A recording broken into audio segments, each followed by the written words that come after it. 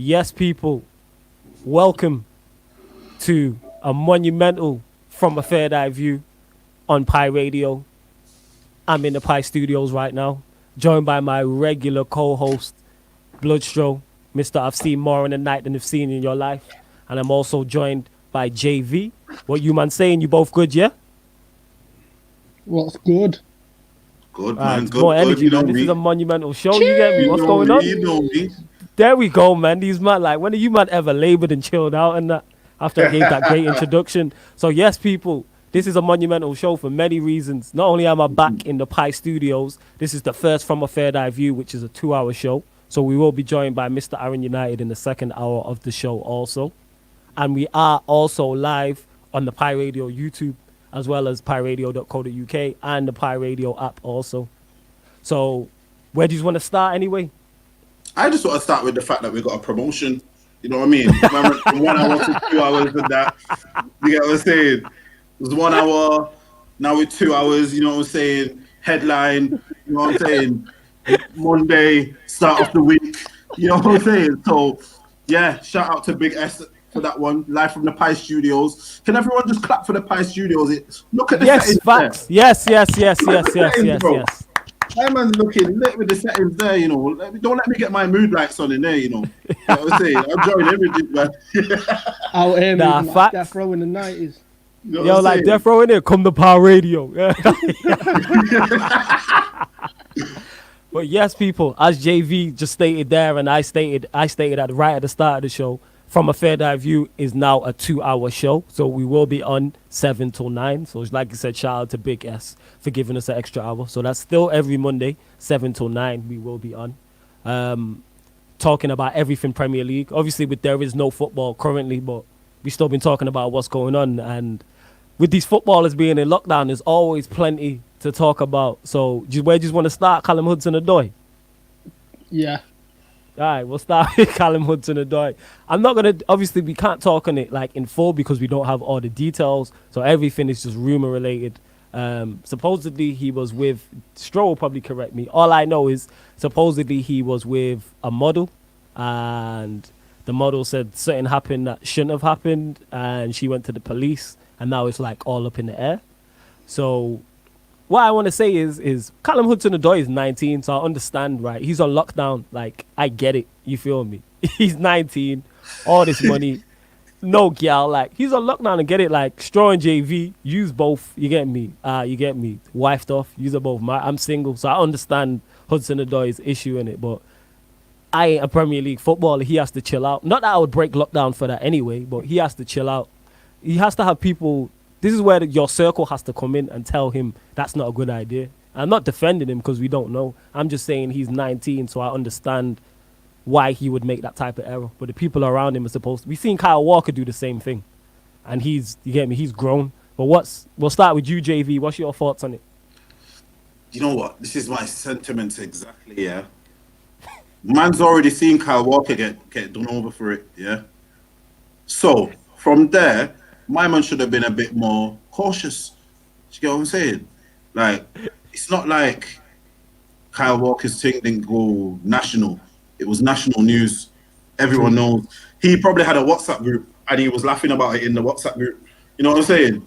Yeah. He was probably, a few weeks ago or a month ago, whenever it was, he was probably roasting Kyle Walker with some next of his brethren. Do you get what I'm saying? You get what I'm saying? Definitely. So, for him to slip like that, I don't get it, and I don't get this thing where man are always like, why is it that they're getting caught with these models and that? You telling me these man ain't, I know the models and that, but you telling me ain't just got a girl, fam? Telling me ain't just got someone, you know what I'm saying? JV, man hungry, man eat. That's what it is, bro. That's what it is. He's eating too much. Then he's being greedy, bro. He must have a little something there he can just call over. You know what I'm saying? For that is true. Need. That is true, and sorry to interrupt. It's because Solomon's next to me, and he's just cracking up at the fact you got a mood light on. You feel me? You got the red light. Solomon's here cracking up. He's like, look, he's got a mood light. Yeah, you got the mood light. You feel me? Strolls there. I see you, Strolls there with the landscape back garden. I'm here with the Pi Studios behind me. Like, we look like we've grown up. We haven't, people. We getting there, but we haven't yet. We haven't yet. That's what it is. But yeah, back onto what you were saying, JV, about Callum Hudson Odi. That's where his circle comes in. He's supposed to have an OG or an older tell him and be like, that's not a good idea. Or at least if you're going to do it, at least get a female you know. Like, I think it was a hotel with a model or something like that. Go on, Stro. Give us your thoughts on it. The thing is, Kyle Walker slipped up twice. It's obviously the one that we know about, and then obviously he drove all the way to Sheffield and got done for that. So it's like, you know, everyone's going to be all over this. He's just moving stupidly. It's just the fact that he's gone to a hotel as well. Yeah, like, I know. Like, come on now. Like, you can be a bit more cautious than that. Yeah, Facts. he's just moving stupidly, but I get it. He's got money to blow. Come on, man. Like, Kyle Walker got done with, what, an escort? Like, now you're trying to hire a model? Like, you man just need to, like, seriously think about what you're doing going forward, because clearly that model ain't working. Man a man hungry. Man a man eat. Do you know what it is, That's though? Go on. This is where they're slipping, yeah? Because even if the model don't come out with nothing, yeah? Yeah. Man are going to the hotel. He's a Premier League footballer. The receptionist, one more time, might even know him. He could have had it where the model's not said nothing. Nothing's come from the model. He could have had it where he comes out of this hotel, 4 a.m, you know, happy as Larry. Yeah, happy as Larry, and then the receptionist has called the son and thought, you know what, I'm gonna make a quick change here. The Premier League footballer going in a room with a hotel in lockdown. Do you get what I'm saying? Yeah, facts. You ain't lying. So I don't get why they're so. Yeah, I know man are hungry in that, but you know, there's sometimes where you can be too hungry. You know what I'm saying? You know them ones when the pot's bubbling in the kitchen and it's not finished cooking yet, and it's just hot, and it's food, but you can't eat it yet. You get me? It's not that time.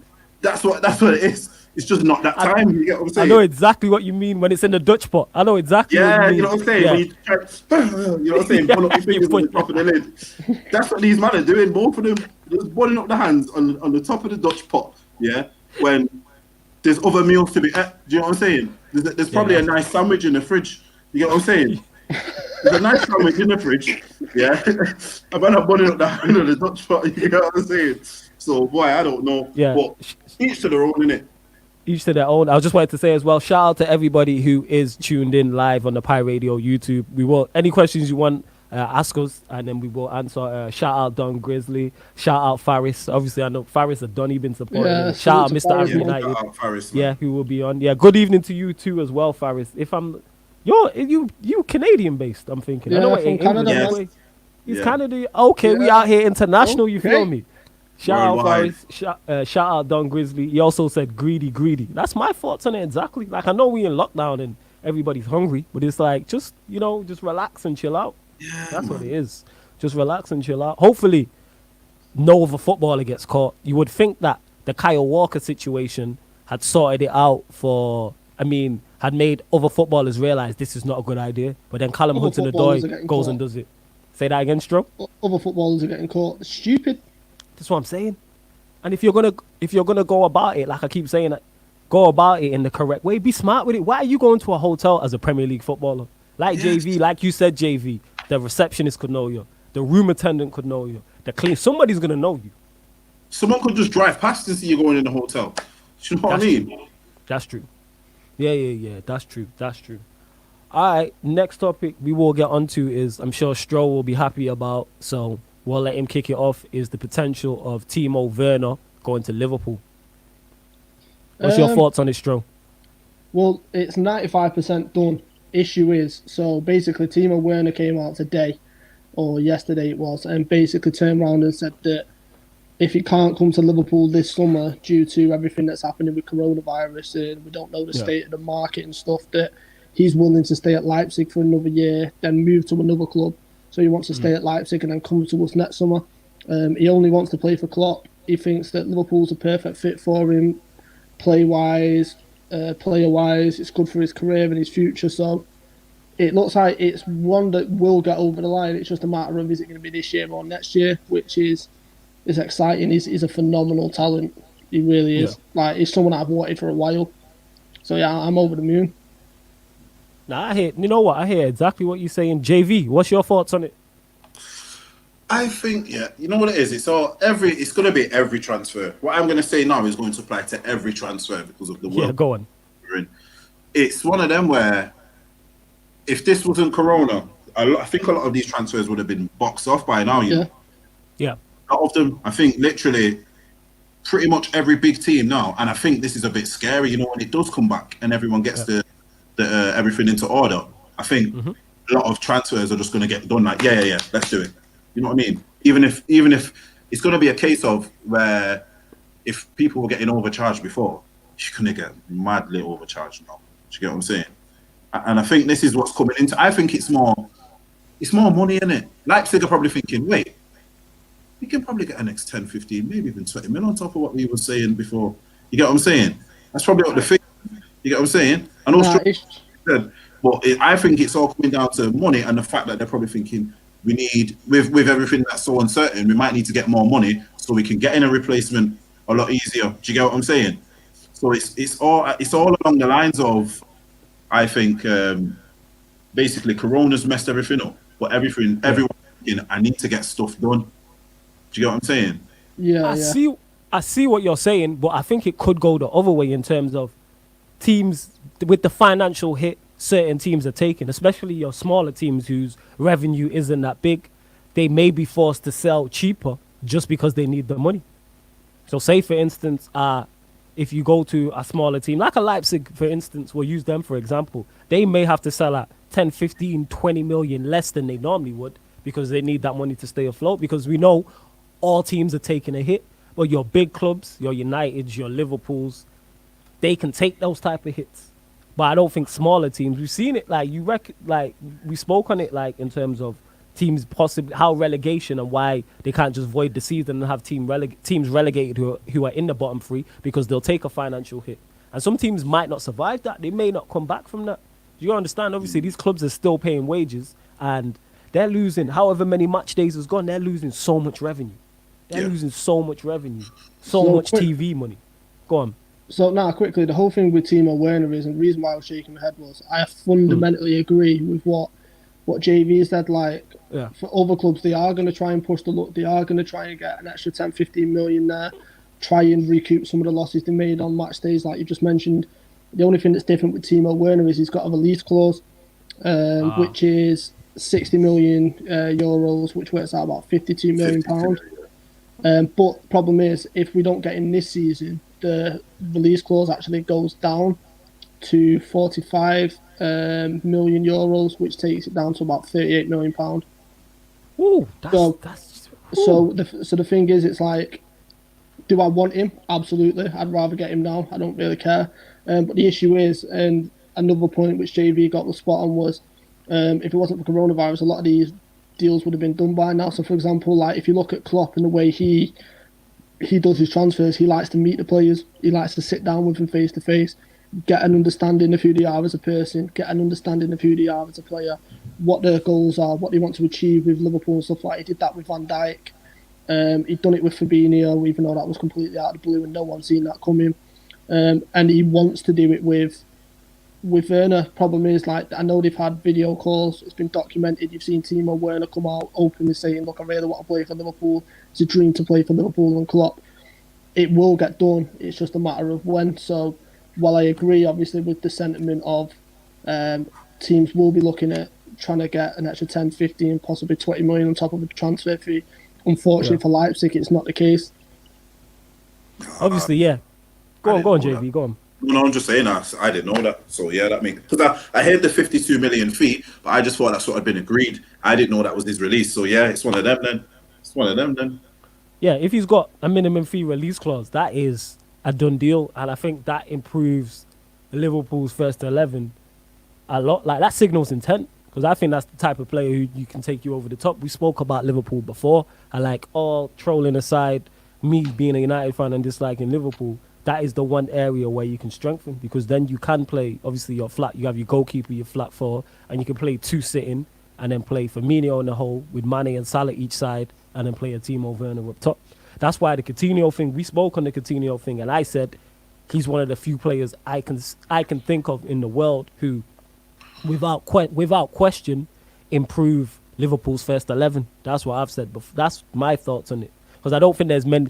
Obviously, over top players you can debate. Would such and such improve it? If you get a top quality winger, you could say, all right, would Hazard improve it? Would, like, who else? I'm just trying to think of other top players like we're talking about. Would a Sancho improve it? Would a Zaha, sorry, would he improve it? So it's up for debate. So Timo Werner going in is Liverpool doing what they've done under Klopp since he's been there and just been efficient with business. And I think if you get Timo Werner, that gives you've stepped up again. What do you think, Strong? Well, it's not just Klopp. It's Michael Edwards, the sporting director. We've had many discussions on other shows about how important it is to have a sporting director in. Michael Edwards is the perfect example for that. Let's be honest, without him, we really couldn't. We wouldn't be in a position we're in now. He's gone out and he's been ruthless.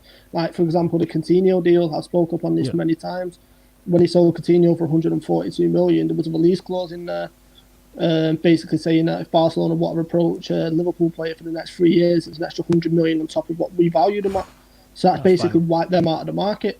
And then obviously then you've got, we did the deal with Naby Keita, and now the relationship's there with Leipzig, so we can go and get Werner.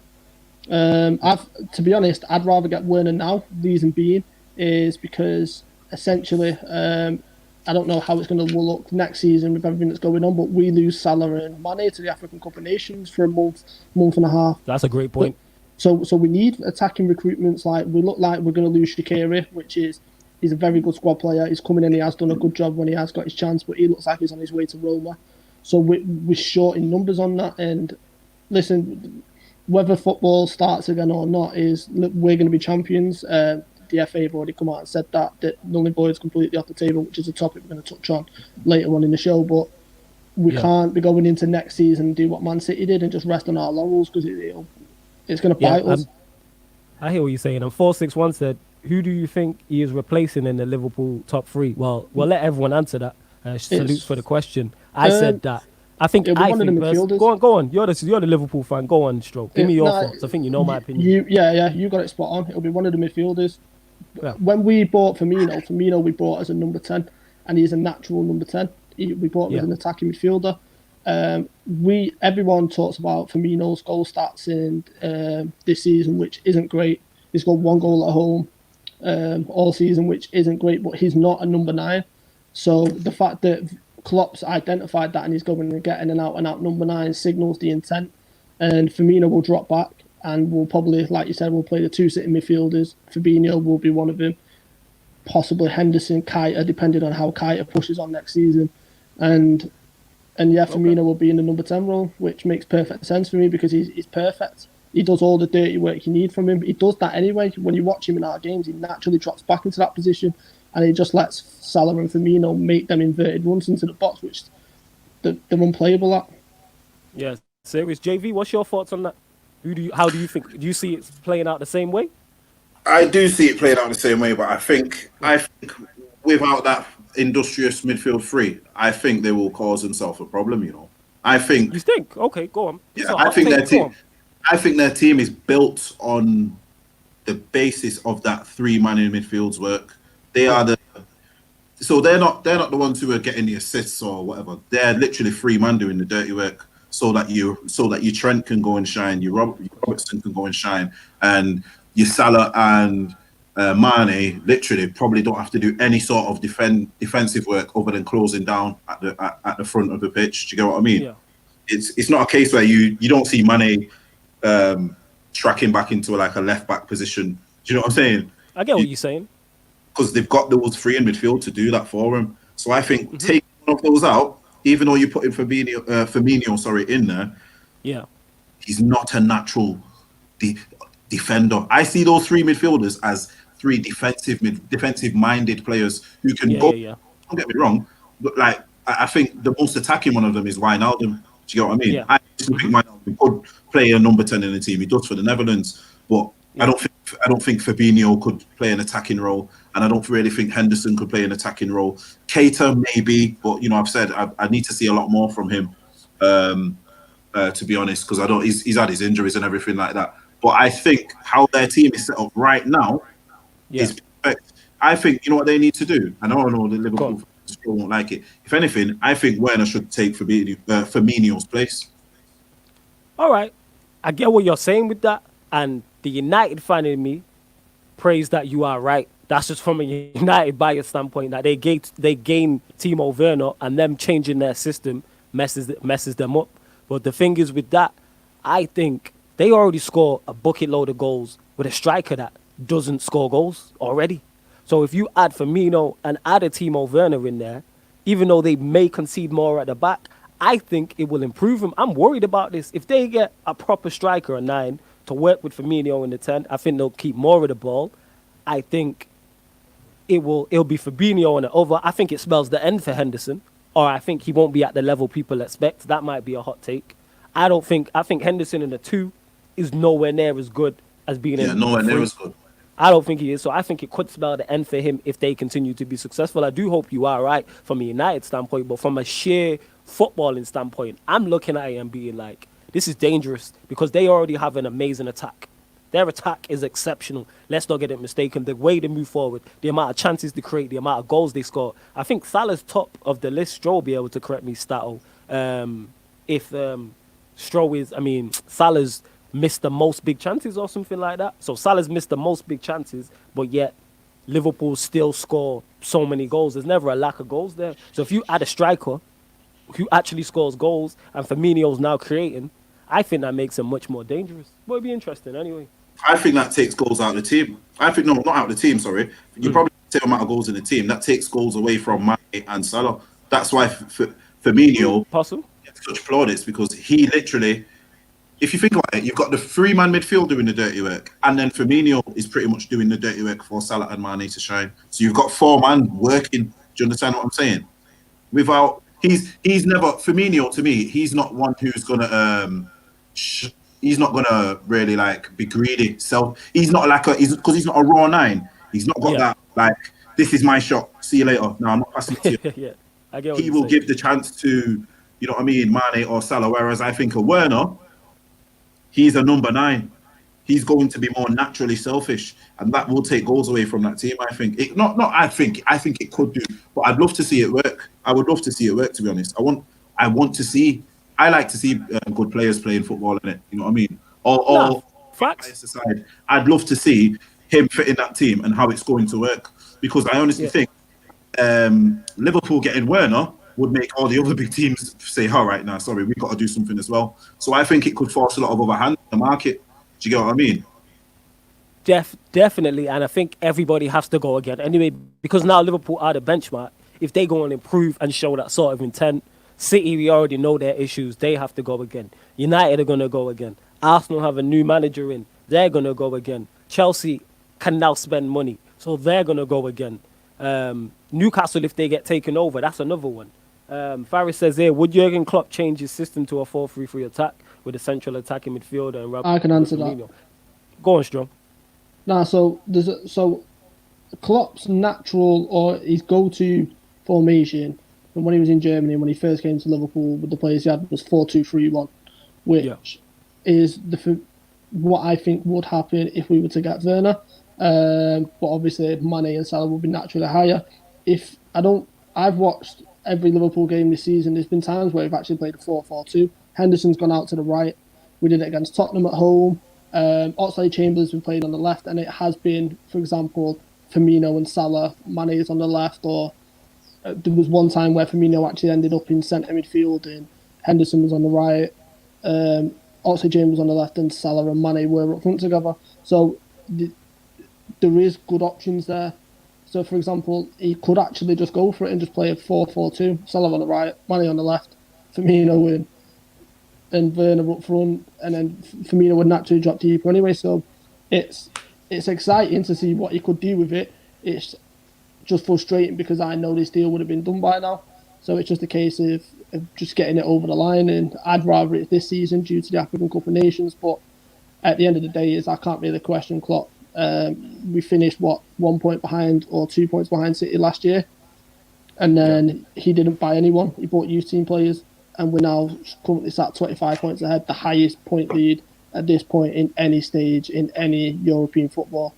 You can't question him. People question him when he went and got Oxlade-Chamberlain, and look at the contributions he's had. People weren't questioning him when he went and got Andy Robertson for £8 million from Hull. You just can't question the man anymore. So yeah, like I said, I'd rather get it done now, but I know he wants to come to Liverpool, and I know Liverpool, he is high on our list of transfers. So yeah, You know what it is as well. Like, with the, Go on, JV. if you get Werner as well, that makes a very very fluid front four. yeah, You know, like during the match, they could all pretty much go That's what into I'm saying. every position, and so that's very dangerous in terms of, you know, for a defense. All right, then you could occupy a full back four. Do you get That's what I'm what I'm saying. You could occupy a full back four, and you could interchange markers. Well, every 10 minutes of the match, you'd send defenders crazy. Do you get what I'm saying? You send defenders. So it's one of them, which is it's a, you know what it is. It reminds me a bit of like not when they had not when Barcelona had MSN, but do you know when they had like David Villa, Pedro, Pedro. Messi, and then Okay. I can't remember, but they literally all just all over the place, you know, throughout a match. You get what I'm saying? I think it was Facts. I think it was that season they had Sanchez as well. Yeah. M4, and they literally could just do that all match. And you can't, as a defender, if you, all right, then let me put it to you like this: if you're a centre back and you're in the pre-match talk with your manager, and he's saying, right, I want you to do a job on Messi today, or not even Messi, I want you to do a job on, let's put in the Liverpool one, I want you to do a job on Werner today. Say he goes there, you're centre back, but then Werner spends 20 minutes on the left, and then Mane comes in, and you got to mark Mane. Do you get what I mean? I get what you're saying. And then Mane slips to the right, and you got to mark Salah. Do you get what I mean? And then before you know it, you're marking Salah, but Werner's back in the middle. Do you get what I mean? Yeah. That type of change, which is really deadly for some teams. It's a very simple tactic, but it confuses defenders a lot because they don't know who to mark. And then it gets to the point where they start doing that stupid zonal marking to combat it. And then that's the goals, because that don't really work in England. Do you get what I'm saying? I get what So, you're saying. It's one of them, innit? It's, I get what you're saying, and it is frightening to the point where if they do like what you're saying, say what you're saying comes true, where they change it, and then midfield then starts to go get overrun. Say they then go and sign. I pray this don't happen from a United perspective. Thomas Partey. Imagine Thomas Partey in that team. So imagine they went and got Werner and went and got Partey. So they played Partey next to Fabinho, where and then have Firmino in the 10, Salah one side, Mane the over, and Werner up front. That's frightening. Partey That's has frightening. been linked with us. I sent you the link. And he has been, yeah, you sent it to me, and I wanted to block you on WhatsApp when you sent that to me, because obviously everyone knows. Yeah, I wanted to block him when he sent it to me, because he sent it me early as well. Knowing this is the guy that I want United to sign. Like, I'm a massive Thomas Partey fan. Like, I've sung his praises so much to the point where I've said, I don't think there's a first 11 in the Premier League that he enters and he does not improve. And that's including Chelsea. That's see, including look, Chelsea. even Forrest is saying it Yeah, there. yeah, saying it's frightening. Like, it is frightening. Like, he is that good. Like, if you go through it, he improves Liverpool's midfield, yes. Fernandinho's on his way out, and I think he's a level above Fernandinho now. I think he's a Definitely level improved above Chelsea. Rodri. Yeah, he's better than Rodri. Like, I don't even class Rodri as, he's more of a, he's a less destructive holding midfielder, but I think he's better than Rodri. I think whoever signs him steps up a level. I think he's that good. And I think he's that comfortable in the league. Go on. He will be like what Essien did for Chelsea, where he just like boom. You know, like Yes. you know, like, Yes. That's it. football That's a people correct might one. know him. Football people might know him, but there'll be a lot of people who don't know Thomas Partey. If he comes to the Prem, man will know Thomas Partey. Do you know what I mean? Yeah. Essien, like I'll be honest with you, I knew Essien from like Football Manager, and then I seen the league games. I can't say I watched a full Leon campaign. You know what I'm saying? Yeah. I was like, yo, this guy's the real deal. Do you know what I mean? And I think that's what he will have that similar impact. Do you know what I mean? Because he's, you know, correct me if I'm wrong, I think he's only like, what, 25, 26 as well. So it's peak, prime. He's not even in his prime. He's not even, You know like, what I he's not mean? even like, he can get better. And one thing people always say and talk about, sorry to cut you off, is the pace of the Premier League, the physicality. He has the physicality. I watched him play in Liverpool. I watched him play away to Liverpool. Stroll be able to obviously talk about this in depth. Stroll be able to talk about this more in depth, because he played away at Anfield, Champions League night. You know what Anfield's like. The crowd's going to be on your back. He looked comfortable. He looked like he was playing in his back garden, in slides. He looked like he had flip-flops. Like, he is world class, like you said. Beast. Like, I seen him, I'm like, are you playing the same? Everyone else looks rushed. Like, one thing we know about quality players is They always Yes. look like they have time on the ball, and Thomas Partey's like that. He looks like he's one of them to me, who always has time on the ball. Who always has time on the ball. Stroll, how good did you think he was against you lot in both legs? I'll come on to that in a second. But go on. There was a comment I seen about Oxlade-Chamberlain. I briefly Alright, touched yeah. up on it before at the beginning of the show. For me, Oxlade-Chamberlain, so underrated. Completely agree with the comment. He is another dynamic and attacking option we've got, and he never really shone at Arsenal. He was unfortunate when he got injured at Roma because he was really starting to hit the strides, and it took him a while to get back to where he is now. But yeah, I think Oxlade-Chamberlain's phenomenal, and for me, he does. He will have a place in that Liverpool team, absolutely. But just touching on Thomas Partey, away from home, just ridiculous, honestly. And then when Atletico came to Anfield, I've said this previously as well. Everyone was like, "Oh, it's a Simeone masterclass." It wasn't. He was the only one that stood up. So let's be honest. If we'd have took our chances in the first 90 minutes, it's game over. But Yeah. even though we missed a bag full of chances, Thomas Partey was still the best player on that pitch. He was phenomenal. He was everywhere, right back, left back, centre back, winning headers, challenges, just everything you need in a perfect away European performance. He was breaking down play. He was setting up attacks. He was, honestly, when I seen we got linked with him, I knew it was going to wind you up, but I'd love a player like him. He's so good. You know what it is? If you deep that match, it's probably why Llorente was able to score them goals. Yeah, facts.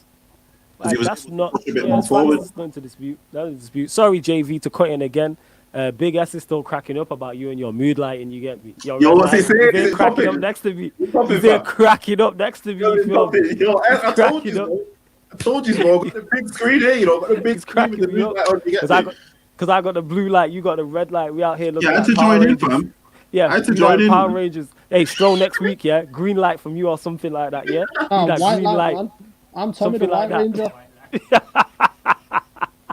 It'll look fire, you feel me, across. Look at that, yeah, we'll decide some rainbow in that. Someone made a point about Ox. So, Stroll, what I want to ask you as the Liverpool fan is, if Timo Werner comes in, who does it spell the N for starting for Liverpool in the midfield? And then who do you think doesn't make the bench and kind of gets moved out the squad? Well, Shaqiri's getting shipped out, so Yeah. the bench wise, it wouldn't really make that much of a difference. It's you see, if Henderson wasn't having the season that he's having this season, I'd have said Henderson. Okay. For a couple seasons, or apart from this season, he turned up the second half of last season, but for a few seasons before that, I wasn't really his biggest fan. You know that. This season, he's just, and I've said this to you, he's playing at a level he's never played at before, which is why people have now started to take notice for him, because he has just been a solid player. He's just been a solid Premier League player. But now he's took it up a notch, his game, and is it down to the system? Probably. Down to the personnel around him? Probably. But he's a natural leader. I would have said him. It looks like, so you won't know this, but Wijnaldum, we can't come to an agreement on a contract extension. It looks like it will eventually get done. But if it doesn't get done, it'll probably be Wijnaldum. Oh, wow. That's a shock to hear.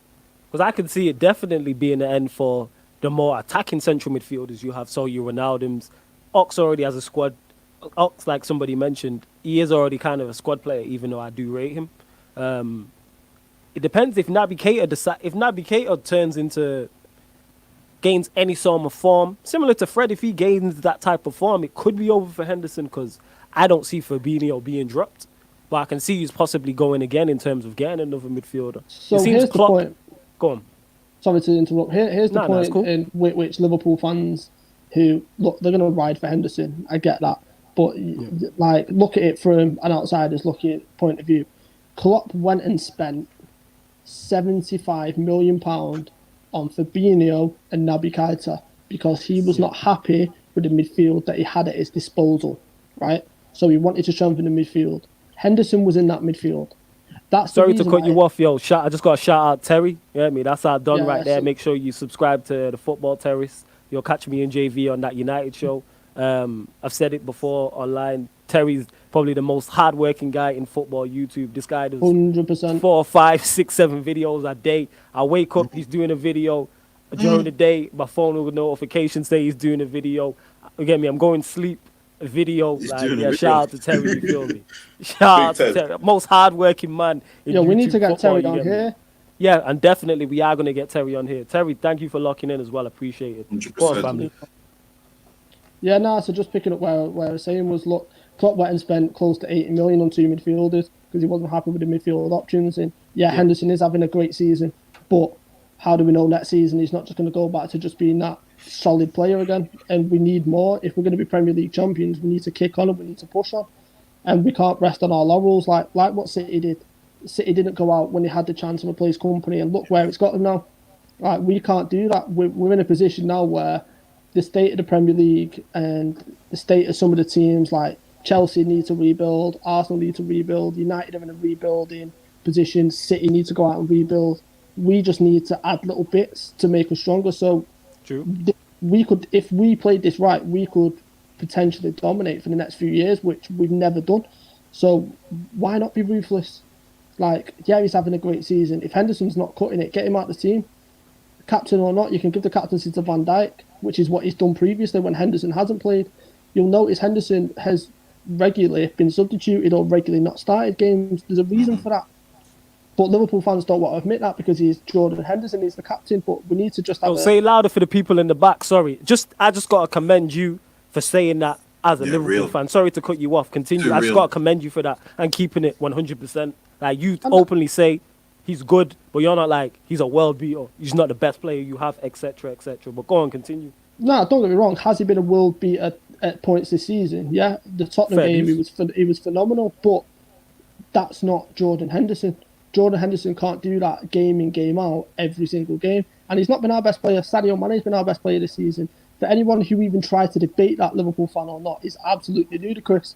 And I don't understand how anyone can stand there and say that Jordan Henderson's been better than Sadio Mane this season. I honestly don't. The only reason why certain people would think that is, like I said to you two in the group chat, is because Henderson's a solid player and he's having a season which is above his expectations. A lot of people are now talking about it.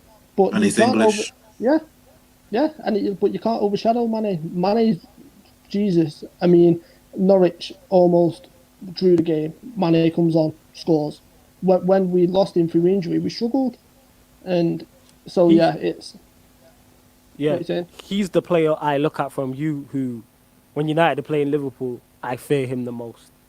Obviously, I think Salah's quality, I think Firmino's quality. I've praised Fabinho's praises on many occasions, but when it comes to your attack and who I'm most concerned about, is like lockdown Mane. I'm always like lockdown Mane because he's the guy who can just right foot, left foot, quick, strong. Doesn't get the credit he deserves for being intelligent. People don't like his movement. You all know this as a Liverpool fan, as I keep stating. Like, it's no accident that he always seems to be in the right place at the right time on that inside, like, left channel and scoring goals. How many goals do you see him score that's the same? How many goals It's do you the see him same score? Like, that's not by accident. But Salah will get praised, rightfully so, for doing the same thing. Yeah, that's what I mean. It's the Klopp, it's Klopp coaching. Like, you look at the players that he's improved. Robertson, relegated with Hull. Wijnaldum, relegated with Newcastle, and he was a left winger, and Klopp turned him into a centre midfielder. Like, people underestimate that, and yeah, Salah and Mane make the exact same runs, and I completely understand where some people prefer Salah over Mane, but for me, they're both absolutely phenomenal. And there's just one point I wanted to make as well with regards to Jordan Henderson. He's a James Milner type player. He's just a solid player. So for me, it's not a bad thing if, look, we take him out of the starting 11 because he's a phenomenal squad player. It's great to have in the dressing room. He is a natural leader. And this is me singing his praises a bit. He took the captaincy over from Steven Gerrard, which is an impossible job, given everything that man done for Liverpool. And he didn't cower away from it. He held his hands up. I've made mistakes. There's certain things I shouldn't have done. I should have done this. I should have done that. He led us to he lifted the European trophy, won the Club World Cup, Super Cup, and now we're going to be lifting the Premier League. So it's like, you can't really argue with what he's done as a captain. But as a player, is he the best player in our 11? No. Can we get better midfielders from him? Yeah. Like, let's just be honest now. I Thank like the the fact. Lord. Yo, for real, I was gonna say, I like the fact that you like I say, you just honest about it and just level headed. Like you don't act like you get me, Zidane in his prime. Like that's what I Yeah. like. You know what I mean? Like I think I that's made the why same Henderson. point. Go on, go on. I made the same point as him. Like I said, Mm, if Henderson was so good, why would Klopp have tried to replace him in the past 2 years? Do you get what I'm saying? yeah, I was gonna Like say it. he's not bought he's not tried to buy a top winger Yeah, to challenge Salah or Mane, has he? Do you get what I'm saying? yeah, He's not. true. He's bought backup wingers. Do you Yeah, get what I'm saying? your It's, Shakiris and things of that nature. yes. Do you get what I'm saying? Faris, He's bought people if man have got injuries. Yeah. yeah, Faris said here, Minamino is Robert Firmino's future replacement. Fantastic replacement. I don't know a lot about him to be honest. I've not seen much of him. Stroll, we'll have to go to you again. Have you seen a lot of him? Does he look good? I seen bits of him when because he was in the same team as Haaland, Yeah, and them two just ran riot in that division. And to be fair, Minamino when he came to Anfield and played us in the Champions League scored a phenomenal volley. Um, he's a good player, but he's another one. Is I've not seen enough of him. Is he a world beater? Probably not. Is he a yeah, solid squad player? Yeah. Will he do a mm, job for Liverpool? Absolutely. Divock Origi, solid squad player, but he scores bags full of goals. But is he a world beater? Does he improve our starting 11? No. So people need to underestimate or need to stop overhyping certain players in this team. Like there's some players in Liverpool team that are just solid players, not world class, just solid players. But solid players have done us the job, so you can't really argue. But yeah, we need to step away from comparing him to other players and stuff like that. Like I've seen someone trying to compare Henderson to Paul Pogba. Like, come on now, let's just stop Do you it. know what it is? Do you know what a lot of the Liverpool squad remind me of? Do you know like JV, sorry to cut you off just before you continue. Yeah, shout out Terry. Definitely Terry. We are gonna make that happen. Like I said, make yeah, sure you go 100%. subscribe to the Football Terrace and catch me and JV on the United show. That United show over there as well. Go on, JV, continue. No, I was just saying like a lot of the Liverpool team this year, and I'm glad that Stroll is saying this, that a lot of them are just solid players. They remind me of like a lot of these players. So to me, a Henderson is like a Darren Fletcher, Okay. John O'Shea.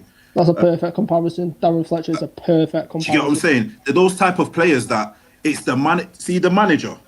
See Yeah. this player, yeah. He might be like his overall is like a 70 out of 10. This manager is able to come in and bring an extra 10% out of them. Do you understand what I'm saying? Yeah. And he sets it up so he can get an extra 10% out of him in a perfect system every game. That's your Darren Fletcher, your John O'Shea's. If we go back, your David Mays, your Park Ji Sung.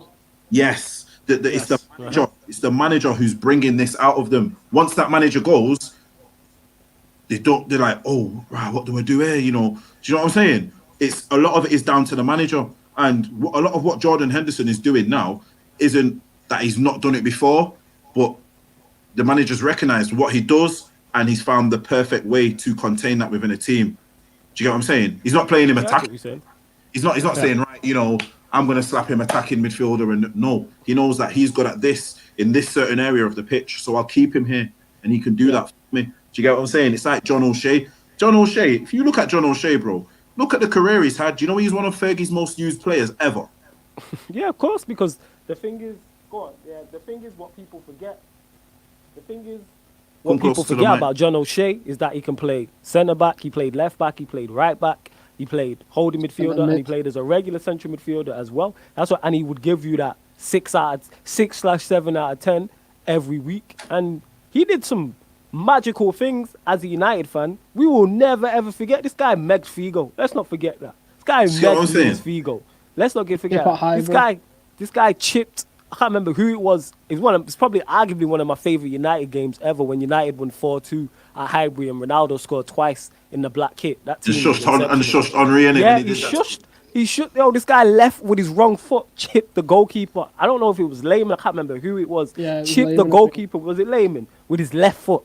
Chipped the goalkeeper with his left foot. Also, let's not forget at White Hart Lane, this guy played in net. Like we ain't Yeah. forgetting these type of things. And It's like- he did. Go on. And No, he no, did go on, one go on. more. And No, he go on, did go on. the one thing that every United fan or player dreams of. He scored the winner at Anfield in front of the Kop in the last minute. That is stuff dreams are made of. This is I what still I'm saying. remember that goal. This is what Nobody I'm would saying. forget that. Go on, continue. When these men are doing these things for us, yeah, we're not saying, all right, then it's like Fletcher. Fletcher did Yeah. them goals in the derby, didn't he? Against Yeah. you get me? He literally like kept us in that game with those 2 goals. There's been many games that Darren Fletcher has done a Jordan Henderson job for us. He's done the seasons. Do you get what I mean? Facts. Not one season is one United fan saying, "Yo, Fletcher player of the year." You know, bro, you never heard that coming out of Old Trafford. You never heard that, bro. Do you get what I'm saying? It's one of them. Football's changing, and I think it's due to the social media element. We're able now to influence people who have big decisions to be made in terms of punditry and Facts. influencing how decisions are made with players awards given out. I'm telling you now, if we had social media how it is now, a lot of these player of the year awards back in the day would be different. You get what I mean? That's a possibility, because what social, just want to shout out 461. He said enjoyed watching the show, lads. First time viewer. You all know your football. We'll tune in next week. He also said Bloodstroll, see you soon, mate. Ginder. Salute to you, 461. So just for you, obviously I manage a team. He's my star striker. Okay. So, salute to you, Ginder. Salute to you, man. Salute to you. Thank you for tuning in. Like, much appreciated. You feel me? Like, thank you for tuning in. Yeah. Like we was talking about. Sorry, it was social media. Like, yeah, social media has done, because it's give everyone a voice, number one, and two, everybody thinks about the now. Like, nobody's allowed to build. Like, you made a great point, JV. It was on a previous show. It was weeks back. And you said, I can't remember the player you was talking about, but you said, someone said, oh, such and such is the next Dele Alli. And it's like, Dele Alli hasn't even finished being Dele Alli. You know, I seen it, bro. Someone said it about, Vinicius Jr. Okay, yeah. I seen one thing now. And then a man said, it was like a young winger in Brazil. Yeah. Man said, oh, it's the next Vinicius Jr. And a man replied and said, Vinicius Jr. ain't even finished Vinicius Jr. in yet. How could you, like, man's still, like, at the start of his thing. You know what I'm saying? And that for me, perfectly sums up what you're saying. It's facts. It's man, facts. birthing, man as the next something. When the next man's still not, like, for me, Dele Alli's not even hit his prime No, yet. he's not. Yeah, There's Dele more Alli, that could come from Dele Alli. Do you know what I mean? Yeah. So Dele Alli we can't be has saying man's the next Dele Alli. You know what I'm saying? like sense. you would say, Dele Alli hasn't finished Dele Alli, and like he's still not finished his career. We don't know where they're going, and that's what happens. Young players come in and they get built up quick. We spoke about him earlier. Callum Hudson Odi burst onto the scene, was great. Everyone was like, yeah, he's the next big thing. Bayern Munich was making bids for him. Obviously, he didn't go to Bayern Munich, and then I don't think he scored a goal all season, has he? I think he's got one goal for Chelsea, bro. He's got one goal. Yeah, I think it was in the FA Cup. He's got one goal. Someone said on Twitter, you get me. He's got the amount. Someone said, social media hilarious. So, you know what? Because we're on Pie Radio, I'm not gonna make the joke. But yeah, someone made a hilarious joke about his numbers of arrests and his number of goals. I'll let you figure that out yourself. But where do you want to go to next? Well, basically what I put in the group chat. So obviously, actually, sorry, Stroll, to cut you off. My sister just sent me. Actually, let's talk about the Premier League potentially returning. I don't know if that's where you was going, but we'll go there anyway. Yeah, about not the Premier League return. I was going to go to the fact that obviously we're at the next stage now, which is stage one of returning, which is all Premier League teams from tomorrow will be training again full time. Okay. Yeah, you know, I seen something. Sorry to cut you off. I seen something on this, and I meant to send it. It was like someone must have. I don't know who this bro was, but someone must have been in the airport and they seen Gabriel Jesus, and he must have been coming back. He must have been in Brazil, you know, when all this is going on. And then someone sent it me. I don't know if he's seen it or if he's just seen the picture. But it was like, yeah, football's defo coming back soon. And I think this was just before it got announced. He's saying football's defo coming back soon. Gabriel Jesus is on a flight now back to England. Do you get what I'm saying? So obviously, it's in the workings for a while, and then obviously they've waited to announce it to us for everything's proper. But yeah, I'm just happy to hear that it finally is coming back. But yeah, go on, Stroke. Sorry to say that. No, so obviously I put up in the group chat that we've got with Aaron and people like that. So basically, Liverpool's for the fixture list, I've got an app which basically sends notifications whenever the next fixture is released for Liverpool. I sent you this weeks ago, and it was basically confirming it the 16th of June, which looks like it's going to be pushed now to the 19th, is us against Everton. It had the time, the date, the venue, everything, and this was weeks ago. And obviously, you two know what I've been like during this. I've been coming out James Bond, MI5. You are Stato, MI5, James Bond, Dominic Toretto. Everything rolling. Remember, bro, it's 00 Strowman. It's 00. That's good. Man was telling us man's telling us the football's going back before the footballers themselves knew, man. Yeah, facts. Yo, man said 00 Stroh. That's good. Go on, Stroh. Yeah, so obviously I sent you the timeline and stuff like that. And yeah, so basically Chelsea basically told their players that they needed to be back by, I think it was the 10th of May, I believe. Basically, this was weeks ago, saying, look, you've got to the 10th of May. If you're out the country visiting family or whatever, you need to make sure you're back in England because training will be starting around the 10th of May onwards. Liverpool did the exact same thing. So obviously Van Dijk and Wijnaldum were in Holland and places like that. Adrian went back to Spain to visit his family, I believe. And they've basically been told, look, make sure you're back within a few weeks. You can quarantine yourself to make sure nothing bad's happening. And then we're looking like we're back at training. I know Liverpool, some players have been back in small groups for the past couple of days. I've seen the videos of them driving in and out. But yeah, this is stage one. Obviously, next couple of weeks when the government announces stage two, they'll start contact training again. And then they'll start going into the groups again. And then obviously, exactly the way the Bundesliga have done it is slowly build up to when we restart the season, which is going to be happening, which I'm over the moon about. Yeah, man, of course. Like, aside from not being over the moon about it, because Liverpool not only will win the league, Leeds could potentially get promoted. It'd be great to see some football back. Even though, obviously, I've been watching the Bundesliga. I presume you two have checked out games too. Even though it's good to have football back, it really shows the importance of the fans. Like, the atmosphere is just not the same. It's really not the same. Like, I was watching the Bundesliga and I'm like, it's great to have football back because we've just been starved of it for so long. But the fact there is no fans, it really lacks that bite. Like, there was punching tackles that went in the Dortmund. Go on. Now, I was going to say, I seen a goal, They scored a goal, and it was like an eerie silence, because it's like the commentator had to wait to see that the players were celebrating to realise it was a goal. Because normally the fans are a big like indication that there's a goal in it. Do you know what I'm saying? Yeah. They were like the goal went in and the net rippled, and then even some of the players were like, "Oh yeah, it's a goal, yeah," and then they've gone to celebrate, and then man can't really celebrate. It was like awkward. Do you get what I'm saying? It was all weird. That having a goal without the fans is strange. You get what I'm saying? Like your facts and things like that. It was all weird. I even seen I think it was the Leipzig match I was watching, and they were just, I don't know, these men were rusty, bro. These men were rusty. Leipzig were rusty, fam.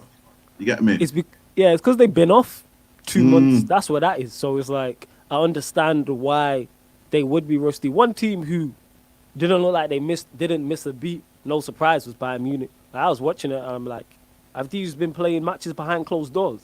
Like, Bayern Munich just look comfortable. Like, and Dortmund. Their fitness levels, their team shape, their chemistry looked like they hadn't missed it. Like, you would understand a few misplaced passes if the game lacked tempo or was a little bit disjointed, but they was fine. Absolutely fine.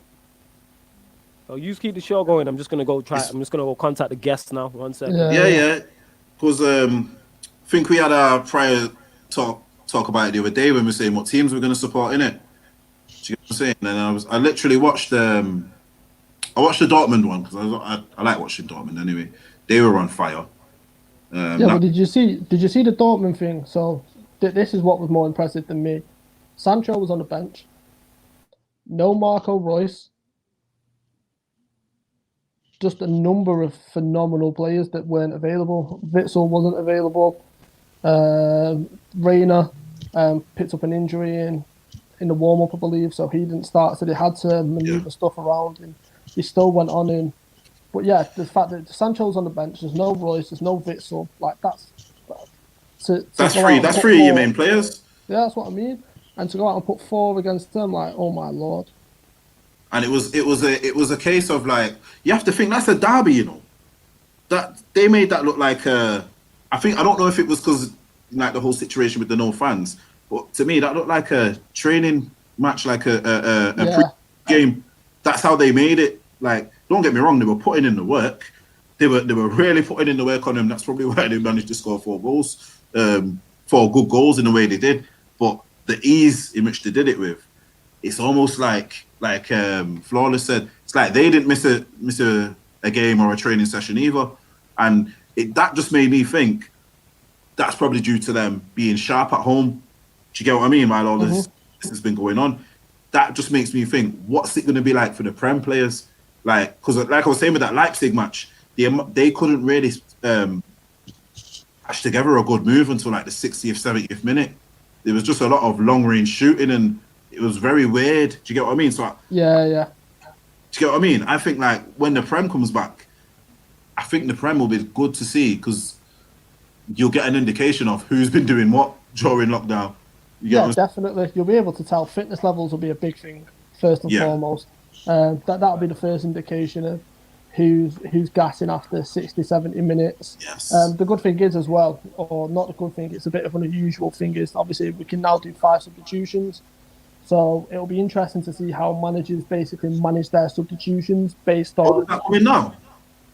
Yeah, now FIFA have already basically confirmed that in order to finish the seasons, they're okay to do 5 substitutions. Like in the Dortmund game, I think Schalke made 4. Okay. Oh, So, yeah. I seen something about that, but I thought that was like for next season or something. You know when they bring out new stuff and that. Yeah. But that's for literally. So when we come back now, you can do 5 subs. Yeah, so basically this, just to finish the season, due to obviously the fact that everyone's having time off, I think FIFA have looked at it and probably done a smart thing for the first time in God knows how many years, and basically said, look, due to the fitness Shots levels fired. and due to the fitness levels and stuff like that, yeah, you can have 5 substitutions. So yeah, like I said, the good thing they've done in 5 years. It's not as if they decided to put a World Cup in December. Yeah. Yes.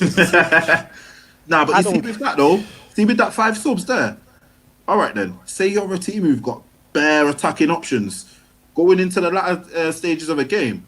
That changes the game. If you can bring on 2 wingers and 2 strikers, Yes. you know what I'm saying, Yes. and things like that. Yes. Or 2 wingers and attacking midfielder and a striker, replace your whole front four or the team's dead on the feet because they've been eating burgers in quarantine. Do you know what I mean? You could just mash down the whole thing. Like if this was '99 and like a United, Cole, Solskjaer, you know what I'm saying? York, you know what I mean? Sheringham. If there's a team in the Prem right now, I'm struggling to think. You know who Nah, this might- City, that's what you got to look at. As much as, and we do have Aaron on the line, we're going to bring him in a sec. But that goes to City are a prime example of that. City with their City's attacking bench is options. fire. This is why they need to void the thing. But one sec, I'm going to add Aaron in now. So yes, welcome Yo, the special people. guest. We got to give him a proper introduction. Another one of the most hard-working people in this YouTube football thing. This guy be doing 2 shows a week, guesting on ours, doing all sorts. Shout out to Mr Aaron Utd. Don't know. Yeah, clap it up for Aaron, man. Clap it up for Aaron. Appreciate that, man. Appreciate that, guys. I'm Thank back, you for having people. me on, you know. I'm back. Solid. Yeah, I so- looked off the I didn't even camera. know you was in the studio. Yeah, fam. Pi Studios, you feel me? Out here, you feel me? Yo, Blacked out, madness. There you go. Yeah, man. Yeah, I'm so- good. I'm good. That's what it is. So yeah, Aaron, welcome to the show. And this is the Thank you. first second hour ever of From a Third Eye View. So as we were talking about anyway, it was regarding the 5 substitutions. So Aaron, yeah, we'll go to you. What's your thoughts on that? On how that can change games in terms of there could be 5 substitutions with the Premier League coming back. I don't know, man. I really don't know. It feels like they're trying to change every possible rule that we know in football. First year, you've got the 5 substitutions, and remember when there was talks of the Premier League trying to make the halves shorter and stuff. And I don't know, man. I get the fact that you're trying to bring football back, but don't change too much. You know, that's my opinion on it. I mean, the squads are big enough. That's what I know. You know, every Premier League squad has got at least 20 players in their squad, and just stick with the 3, man. That's what I say. I mean, yes, the players are going to be tired, but is 5 substitutions really going to make a difference? I don't know. It might do. They might prove me wrong, but I just don't know about it, man. I'm on the fence about that one.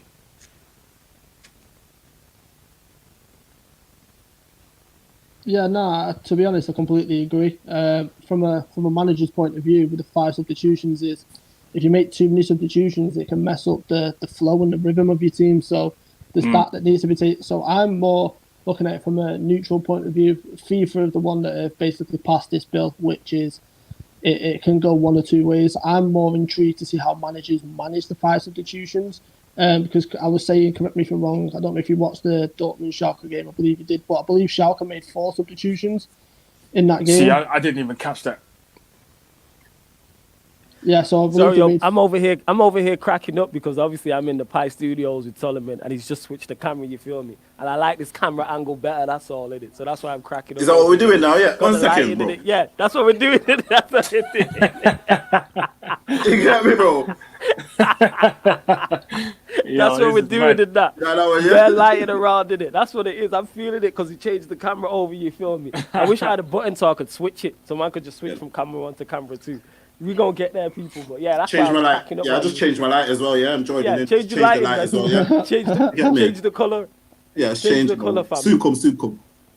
Change the color and that. But yeah, it will be. And I'll say, go on, Stroke. I'll let you continue what you were stating in regards to the so I was just saying, like, it's just intriguing because I'm more interested to see how managers manage it, especially with the fact of with the games, like there'll be some games where it's vital. So, for example, teams that fight in relegation, and this will give them that extra little something that they might not have had normally in the season with the 3 substitutions. Like, you can be a bit caution to the wind on your substitutions, and you can really go all out, which, like what JV said, so it does make it interesting. Do I think it will work long term? No, which is a good thing. For the short term, is it a good thing? Possibly. We've just got to wait and see. You know what I think? I think it'll be a very good watch, JV. you know. It'll be a very good watch because if you think about it, the last 20 minutes of a game now, it might be like I said, man might say, yo, you know what? All right, then, for instance, Chelsea, something I've never really understood about Chelsea. He's got 3 centre forwards there, 3 very... Look, if you got Giroud, yeah, to me, Giroud could play with a Batshuayi or a Abraham, yeah? Definitely. He could now be like, you know what?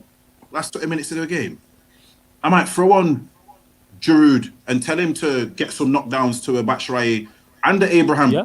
He might put all 3 on.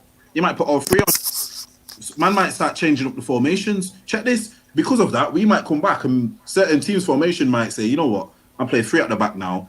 Yeah. And I'll just have 3 man doing damage. Do you get what I'm saying? Yeah. I'll have probably 3 man doing damage and I'll have man sitting back. Do you get what I mean? Because like I was touching on with Cities, imagine now, especially, you know who this will be? I'm telling you, Pep. Pep will see this and he'll go, okay, I'm going to do something with this. And it's not that he's not going to win anything by doing it. You know what I mean? Because the title's already Liverpool's. But if this is something that's staying, Pep will probably be one of the people, along with Klopp, maybe if he wants to, who would be able to capitalise on this. Because Pep is very changing.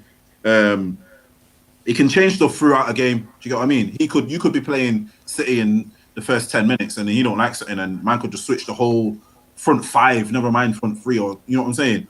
So them having like Silva on the bench sometimes and Mahrez on the bench and do you know what I mean? Jesus always pretty much on the bench. If you could call on 3 players like that in the last 20 minutes of a game, yeah, you're changing the game straight up, like Facts. From the back, off the bat straight away. It's not a case of it will be a slow end to the game. I think every game now, if a manager's going to use that to advantage, could be very fast paced from the 70th, 65th minute onwards. Extremely fast paced. So what I want to ask him, we'll go to you, Aaron. Enjoy. Yeah. Shout out 461 as well. Yeah. Shout out Faris also supporting. What I want to ask, and I'll go to you first, asking this as well, Aaron, is will the introduction of more subs possibly make it unfair? So let's think it's down to Norwich on their last day, and if they get a draw, they stay up. They're playing away to, we'll go with Burnley. Burnley make a sub, and their 5th sub scores in the last minute, and that goal then relegates Norwich. Do you believe that's fair? Like, what would your reaction be to that? I mean, it all depends on what Norwich voted for, because I think all teams had the possibility to vote whether they were for it or against it. So it all depends. If Norwich voted for the whole fifth substitution thing, or 5 subs, and, you know, that scenario happens, I don't think they will have to complain about it, because in the end, they voted for it. On the other hand, if they voted against it, they'll be like, yo, we voted against the thing, but, you know what I mean? The majority wins anyway, so they wouldn't really be in a position to be complaining, or people will be like, listen, you voted against it, but the majority won, so you've got nothing to say. So in both scenarios, it could be a lose-lose situation for whoever voted against the thing. You get me? Nah, I hear what you're saying. Stro, what's your thoughts on that? Exactly the same as Aaron, to be honest. But from a managerial point of view, is, for example, in your normal game, it's 3 substitutions. So if they get to the 3 substitutions, so let's say we're going with a Norwich and a Burnley scenario, like you just mentioned, and let's say Burnley bring on Aaron Lennon for the last 20 minutes, and that would have been their first substitution. Norwich, if depending on where they are in the game, if they're winning 2-1 or stuff like that, and Burnley are chasing the game, is they can then manoeuvre their substitutions and manoeuvre their team around to handle that Aaron Lennon thing. But once you then start going into the 4th and 5th substitutions, like, it takes away from any managerial tactics and stuff like that. So it's something we've never seen before, and it is something that it's just going to be a case of just see how it goes. But yeah, I can see something like this happening, unfortunately, and I can see someone getting relegated as a result of, even if the 5th substitution comes on and sets the goal up, he still had an impact on the goal. So yeah, I don't like the 5 substitutions, to be honest. I can see why FIFA are the ones that pushed it through. But yeah, I'd rather the 3 substitutions, just keep football how it is. Yeah, as I'm saying, JV, what do you think about it? I know that potentially happening. No, I'm mad at it, yeah. Even if this is how sick it could be, even if this substitution doesn't score a goal, yeah, even if he doesn't touch the ball, a fresh pair of legs coming on, yeah. Say, then I could flip it the other way. I split it the other way with strikers. Imagine you're on the attacking aspect of the game, and you're wearing this team down. They've had 3 subs. You're wearing this team down differently. You're getting chances left, right, and centre. They go, all right, then I'll bring on 2 centre backs. These man don't touch the ball once, but they just mark man out the game. Boom. You know what I'm saying? They're roughing up your centre forwards, your wingers, whatever. Do you know what I mean? They've not touched the ball. They've had an unfair impacts on the game. Do you know what I mean? They're having an impact which wouldn't normally be being had in a game. Do you get what I'm saying? And there you go. I'll give an example of a manager who would use that in an attacking way. For me, that what I just said screams out Jose Mourinho. That is definitely That is 100% true. That screams out Jose, bro. Do you get what I'm saying? You could see him 1-0 up in a game, probably against, I don't know, a better team. So he knows, you know what I mean, against the Liverpool, City, whoever, and he's on the ropes. You know what I'm saying? Even against United, whoever, a team who's attacking the hell out of him. Might not even be a better team. Might just have the upper hand on him that day. Do you get what I mean? Yeah. I'm telling you, bro, if this guy could bring on 2 centre backs when he's 2-1 up, bro, he's bringing on 2. You better make sure. Check this. He'll probably have 3 on the bench now. You probably have players on the bench to counter that problem. Man, I laugh here, but I swear to you, I can see this guy. You're right. It's I true. can see this guy. You know why I'm laughing? You know why I'm laughing so hard, family? You know why I'm laughing so hard about it? Because not only is it true, not only would Mourinho bring on 2 centre-backs, he would bring on 2 centre-backs to replace a striker and a midfielder. Yes, that's what I'm saying. 2 centre-backs to replace centre-backs. Yeah. Like, he'd have like Definitely. 4 centre-backs. Come on, bro. Don't remember what he did to us, bro. There's some matches we had Rashford playing. He was virtually left back. You see, Rashford virtually a left back, bro. You get what I'm saying? Man used to empower us with that Sanchez. You remember that meme about Sanchez, and it used to put the rugby guy. You know what I'm saying he's which into meme a is running this? back. There's one meme with Sanchez, yeah. And it was saying this is Alexis Sanchez when Mourinho gets hold of him, and it was some rugby. Do you get what I mean? Some rugby brother. You get what I'm saying? Because man, no, I'm telling you now, he would literally fill that. And don't get me wrong, not just him, probably a Burnley as well. Yeah, Probably, Burnley would. you know what I mean? Sean Dyche, he'd probably have me and all them man there. You know what I'm saying? Just headbutting the ball for a good 10 minutes to the game. Man like me, man like Tarkovsky. Yeah, you know, boom, all these men. Boom. All that land of Giants. It seems like the land of Giants, man. Do you get what I'm saying? So it's one of them. That could. Nah, it's very. You know what? Now the more I'm thinking of it, it's very unfair. Yeah. Because it's an advantage. Which, all right, then, how many matches would a manager have been playing, and he's used his all 3 subs, and he's watching going, "Geez, if only I could get another player on now." Do you get what I'm saying? Mm-hmm. And this is exactly what could happen with. You know what you said about Pep Guardiola as well. Pep Guardiola could sit there and be in that exact same situation and be like, "Oh, I've used all my 3 subs," and then he remembers, "Oh, listen, I've got 2 more subs," and then he throws on a David Silva. And bear in mind, this guy, he's got quality on the bench.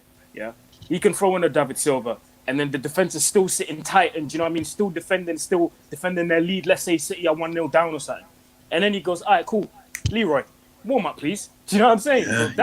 If they see Leroy Sané warming up as a 5th sub, that defense is going, "Oh my god," because he's coming in with pace, he's fit. He's come back from injury. He's fresh. He's got juice. Like, that could be, do you know what I mean? If you look at it that way, it's unfair to the other team because they're thinking, how much more quality are you going to bring on the pitch, bro? That's what I'm saying. That's the point. That's the exact point I made just before you come on. The amount of quality that City have, you know what? If you think of how City play as well, they wear teams down. Liverpool more like down. Direct. Boom. This is what I'm going to do to you. City will literally wear you down. Sometimes when I see City attacking you, I think, you've done that just to make this defender more tired. Do you know what I mean? You're probably not even trying to get the goal in now. You're probably thinking for the next 5 minutes. That's how I think Pep plays sometimes. He does it. You constantly, and he'll make the defender do the same thing. He'll make you defend the same way, and then he'll do something different. Do you know what I mean? He'll have it where the putting in the ball to the back post, front post goal, Aguero. You're like, you know what I mean? Yeah, that is so true. And then that's where, like just exactly how Aaron put it. Then, if he's realizing he can have another sub, you're wearing him down. Yeah, I'll bring on my Jesus now. You get what I mean? He's literally. It's going to be like a trump card for some teams. It'll be like a trump card. All right, yeah. You're defending nice. Boom, Jesus. You know what I'm saying? I mean, and it will be literally be a matter of legs because especially all they will need is someone to have the legs to tap that in at the back post. I'll tell you one thing it will do. It will take away the element of blame to the managers on their substitutions. Because when you had 3, at certain points in the game, you would have to try and manage a game. So, for example, you might be 1-0 up with 10 minutes to go, and you'd make a defensive substitution to try and see the game out. If you're, for example, chasing the game, you'd have to make substitutions around trying to get yourself back into the game. But you've still got to be held accountable. It might be a 1-0 draw. You go with the draw, or do you go for the win? With the 5 substitutions, it takes away any tactics whatsoever, and it just basically throws everything at the win. So certain managers have made substitutions in the past, and they've been absolutely, completely destroyed for them because they've been the wrong substitution. We're not going to get that now because there's 5. Yeah, that's true. Yeah, that's the exact point. And with there being 5 as well, it changes the whole game plan. So like managers will be like, all right, let me make 2 subs and then save the 3rd one for the last 20 minutes or the last 10 minutes. Now you can make 3 changes at half time and still have 2 spare. Exactly. Yeah. Because Mourinho, even though Charles Farish said Mourinho is outdated, which he is now, Mourinho in his pomp, I remember him at Chelsea in his first stint doing that on a regular basis where if it's going wrong, he'll make 3 subs at half time just to try and switch it up. So imagine a manager's making 3 subs at half time and you still got 2 left. Leads me into my next point of why they should void the league. If you're not going to keep it the same, all this talk of 5 subs, what was it, 40, 30, half an hour halves, like you can only catch coronavirus when you're outside for 45 minutes. For half an hour, it's safe. Like, what kind of nonsense I don't understand I've said this before, I think it was on one of your shows, Aaron, I'm like, the people not proofread this before it checks, before it goes out, sorry. The people not proofread this. Before I came on the show here, before I joined you guys, I was watching I was watching an Instagram live, and someone that I know, one of my good friends, was saying something that really, do you know what I mean? It really hit me. I was like, right, I didn't think of it that way. He's like, because the person he was doing the live with, he asked him, what do you think of the Bundesliga being back? Obviously, football being back on TV. And he was like, I don't get the idea of players going back onto the pitch to play football, which is a contact sport. So it's basically inevitable that you're not going to touch someone or not get in physical contact with someone. And then that's on the pitch. But then when they're outside of the pitch or when they get taken off or subbed off the game, they have to social distance. Like, it doesn't make sense. So 2 minutes ago, I was on the pitch, dragging someone and pulling someone's shirt, and he was close to me, I was close to him. We're both in each other's faces if there was a little dispute. We're both cussing each other like in our faces, probably like exchanging bare invisible germs and them things there. And then 2 minutes later, I get subbed off and I get given a mask and I have to sit 2 chairs next to my teammate. Like, it doesn't make sense. It doesn't make sense. So this goes back to the question that you just asked now, Flawless. Have they really thought this through? Have they really sat down? Not literally sat down because you can't do it. Have they really had Zoom calls like we're having one right now, or like a StreamYard call? Have they had enough StreamYard calls to actually think about what they're doing or what the decision's going to be? But then on the other hand, you might think, listen, you're a professional footballer, because I'm looking at it from 2 perspectives. I'm not like choosing a side. From a different perspective, sorry, because one of my boys said it, because I live with one of my boys in it, Jesse, and he said last week when we spoke about it, he was like, but you're a professional footballer, you get paid to do this, which I understand, it's a valid point. And then he said something that really hit me as well. He said, you're a pro footballer, you man get the best doctors, the best scientists, the best physiotherapists, you get the best of everything. So if the best doctor tests you and you test negative for the coronavirus, then what are you worried about? Do you know what I mean? And if everyone on that pitch has been tested like multiple times, because they're not just tested once a week, they get tested multiple times. If you man get tested multiple times a week and you're on the pitch and literally everyone that's on that pitch is certified to have tested negative, Yeah. why not play? So I'm looking at it from both perspectives, and I understand both views. Do you know what I mean? I see both angles before JV or Stroh jump in. My only issue with that in terms of them getting regular testing, I'm all for them. If they're getting regular testing, it's safe and everyone's negative and nobody's got it. My only problem with that over here is we know how stretched the NHS is and things of that nature. So we're putting even more strain on the NHS to test. Say what? There's 15 people in. So let's say, obviously there's more than this, but let's say there's 20 people in each squad. That's 20 teams of 20 squads. I ain't going to try to do maths on here because every time we try to do maths, it goes wrong. But that's a lot. 400. Yeah, 400. that's a lot of people. That's all I'm going to 400. say. I'm going to say that's a lot of people. All right, we'll go with 400, you. fam. All right, And also- 400. and also- we'll roll with you. Go on, Jake. Go on, Aaron, sorry. Go on. And also, we remember when we were speaking about, can't remember if it was my show or yours, I can't remember. It must have been one of mine. When we were speaking about how many people were going to be at the stadium, I thought it was just going to be the players, the officials, the coaching staff, certain people that work at the stadium, TV people, and all these kind of people. I thought maybe it'd be like, up to 100 people at the stadium? During the Schalke and Dortmund game, there was 322 people at the stadium. Serious? Yeah. For real? Yeah. 320 people. 322 people. Yeah, were I at hear the chanting, stadium. fam. I hear chanting. What? Oh, wait, And I was like, how is that possible? wait, hold up. Fans showing up. I spoke on this. So did fans show up outside the ground or something? I don't know about that part though. I don't know, JB, Okay. if you got any Who- information on that. I don't know. I don't know if I hear chanting, bro. So unless it was just coaches going on like hooligans, which I don't imagine. You know what? I hear chanting. You know what? Bro, You know what? There was You know what? it possibly- 322 people at the 200 stadium, people. in the Yeah, stadium. I can tell you what it was. Go on. Tell us what it was. So- Go on. On the group chat that we're all wearing with Saeed and Miles as well, I put a video clip up basically how they're going to be managing going forward in the Bundesliga. And on that clip, it specifically specified that there was going to be more than 250 people to 300 people at the venue, and it broke down who they were.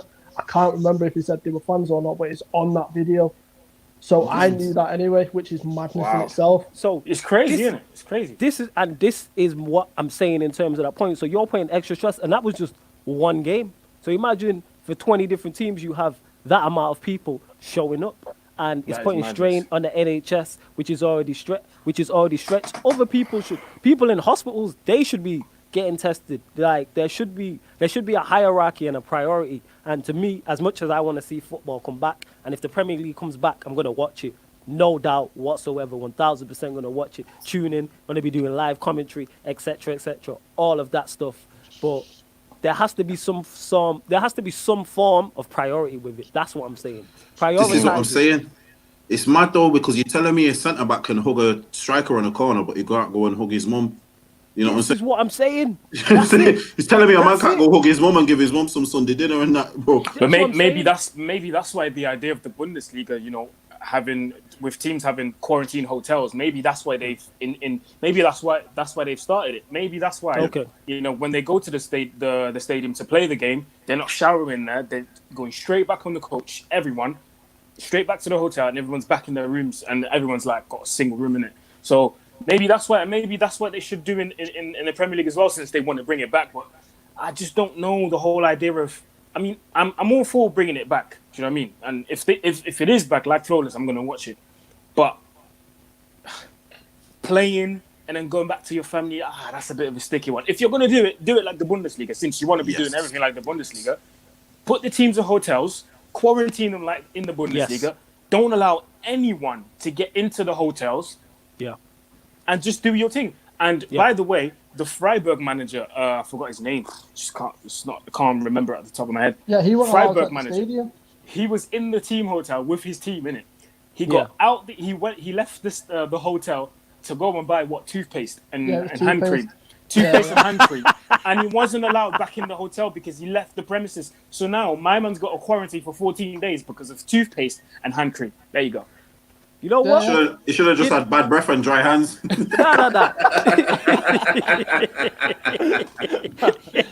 So it's you can see it's very strict. So I reckon if you want to bring the Prem back, do the same thing. You know what? In his defense, then next time we see him, like his skin better be on point. Like A1. Fam, come on, His bro. skin better be A1. What kind of hotel is that to not have toothpaste and hand cream, bro? Come Yo, on. that's true. That I understand it. I can't get mad. Like the toothpaste bit, like there should be toothpaste, but I've been there when man's had dry hands and had to go get some Razak or cocoa butter. I'm like, yo, let me go get my Razak.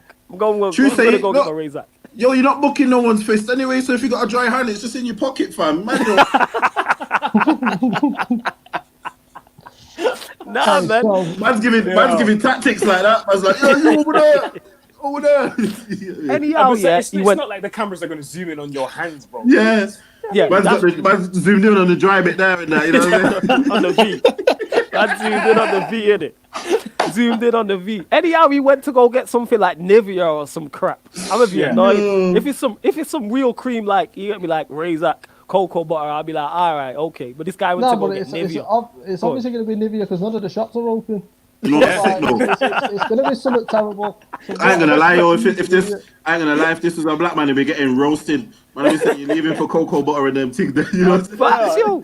He's probably going to be like, yo, this is part of my vital, survival kit. Do you know what I mean? I need that. Facts. It's vital. Like if I'm stranded, say on the island, like they are kind of stranded, and I can only take a certain amount of items. Yo, Razak is in there. You feel me? I'm definitely taking my cream, like without question.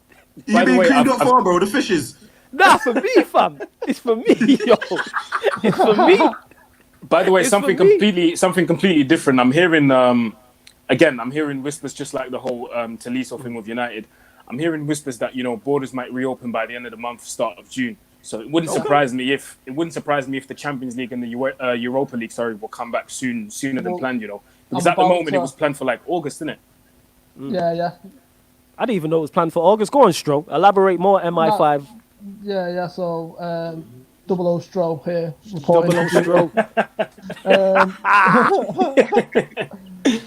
Stro. Just so some of the points that you touched upon is touching upon the next point I was going to make with regards to, because obviously I perfectly saved it for Aaron being on the show, is so the whole reason why the Premier League can't do lockdown with hotels is they were planning to do that if the Premier League clubs agreed to neutral venues, so then they could better manage it.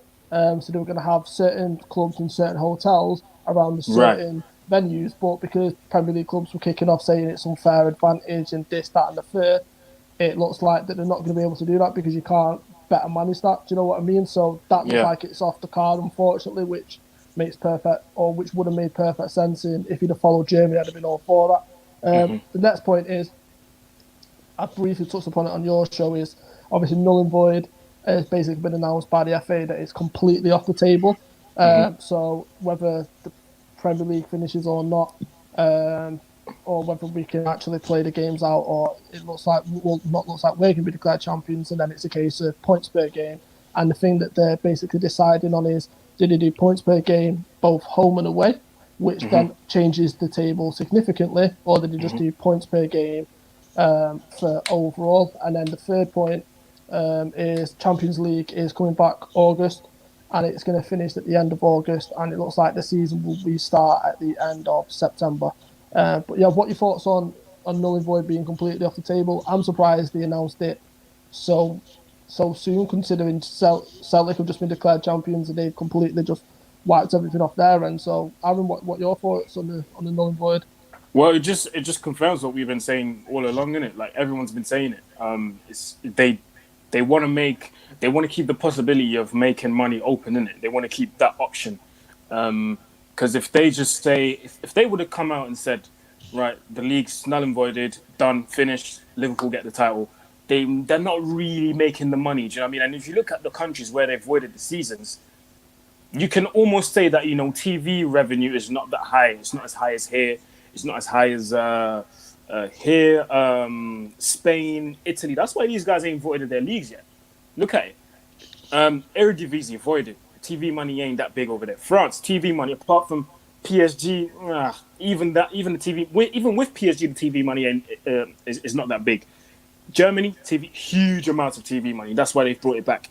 Premier League, you guys know already. You guys know the Premier League generates massive amounts of money. It's being watched all over the world. And if they announce a starting date, or when they announce a starting date for the Premier League to be back, I'm telling you guys, social media will explode. Trust me. Yes. Because the amount of clicks and likes and follows and retweets and whatever you want, the amount of all of that is going to generate, it's going to be an all-time high. Crazy. And the Premier League knows that. They know that. And they know that certain people, and I've said this before, they know that certain people don't have Sky, don't have BT, but the fact that the Premier League is back and the fact that everyone is at home, everyone that doesn't have Sky and BT is going to be like, yo, babes, we might as well go and get that Sky BT in it, like, because there's nothing to do. We're at home. Yeah, I spend a little 60 quid on there, a little 30 on top. That's nothing, man. 90 quid. We're at home anyway, man. Boom, let's do it. And if they do it, now imagine how many more couples around England and around the world are doing this. Money, bro. They know it. They're not stupid. Yeah, facts. Nah, you know what? You're right, You know why you're right, bro? Because if I probably run that by, this is how sick it is, They're not dumb, If I probably run that by my missus now, then let's get the sports. She'll probably go, all right, get it then. She'll tell you, do you know what? We're not spending money on anything anyway because we're not going out. So yeah, might as well. Boom. You know what it is? She'll probably say, you might as well add in the movies and then add in the kids. But, man's probably as long as you get your football, you're good. Yeah, and I'll probably agree to. Do you get what I'm saying? And that will go on. Trust me, that will go on a million times around the country before that. I'm telling you, bro. Man, all sign up to full packages, fam. Yeah, and the Premier League, they know this. They know it. Yeah, they do know it. Because here's the thing with the football as well. Like, normally some people who don't have BT or Sky would normally just go and watch it at a pub or something like that. But you can't do that. Exactly. You are literally stuck. Like, it's the only option. You know what I mean? And you're not even supposed to be breaking lockdown rules. So you can't even go to your friend's yard. You can't go to your brethren's house and be like, all right, I'm just going to roll through and watch the game. So it's like, all right, I might as well get it. This is how you know the Premier League is a business. So I briefly touched upon it with you guys, but basically, so Amazon are getting, I think, 8 more games when the football comes back. BBC look like they're getting some games, which, from what I've read, looks like they're now getting the Liverpool-Everton game, which is a derby, and a few more games. So that's going to be shown on the BBC are getting some games which they've had to buy from the Premier League and Sky basically. So there's money being generated that way because everyone wants the hands and wants a piece of the pie when it comes back. And then the plan is to show every single game that is played on some form of platform, whether that's on your club's YouTube channel, they'll live stream it there, and they're doing everything they can to get every game shown because they know the amount of revenue that it's going to generate once it comes back. Yeah, Crazy, facts. Like crazy. the revenue is going to be. Yeah, the revenue is going to be nuts. The revenue is going to be nuts, and we know the revenue is going to be nuts. So that's why null and void has never been on. We've said this from the jump. I've said this from when the season was initially cancelled. Like, they are not going to null and void the season because too much money is to be lost. The sensible thing is to null and void it. That's cancel it and just start again. Press the reset button. That's all they really should do is press the reset button. But because they're greedy and they take money above people's livelihoods, they're like, nah, let it run. Like, they're doing everything in their power to force this through. They are saying everything and anything just to see what sticks. All right, we're going to give you 5 subs. Makes no difference. Oh, we're going to play half an hour. We're going to play half an hour matches. You're going to go into tackles, but you can't look at the ball. You got to look away when you go into tackles. I don't even know if that's true. But the thing is, the hierarchy are so stupid that is a possibility. Like, if they came out and said that, it wouldn't shock me. Nothing shocks me anymore to the point where they are a meme. But like, you know what? what's Do you know what next? as well? When you said about the tackling thing, maybe I've not fully paid attention to the whole game when I was watching Schalke Dortmund. But from what I've seen, I've not really seen anyone spit, you know. So I reckon in the dressing room, they're being told, listen, guys, you have to stick to those rules because if you don't, you know what I'm saying, we might get a little fine or we might get, do you know what I mean, like a little punishment here and there. So listen, I reckon we might see that, you know, the whole tackling and looking away thing. We might see that. You might see it. And even things like, and that was the funny part, actually, when Haaland scored that celebration, bro.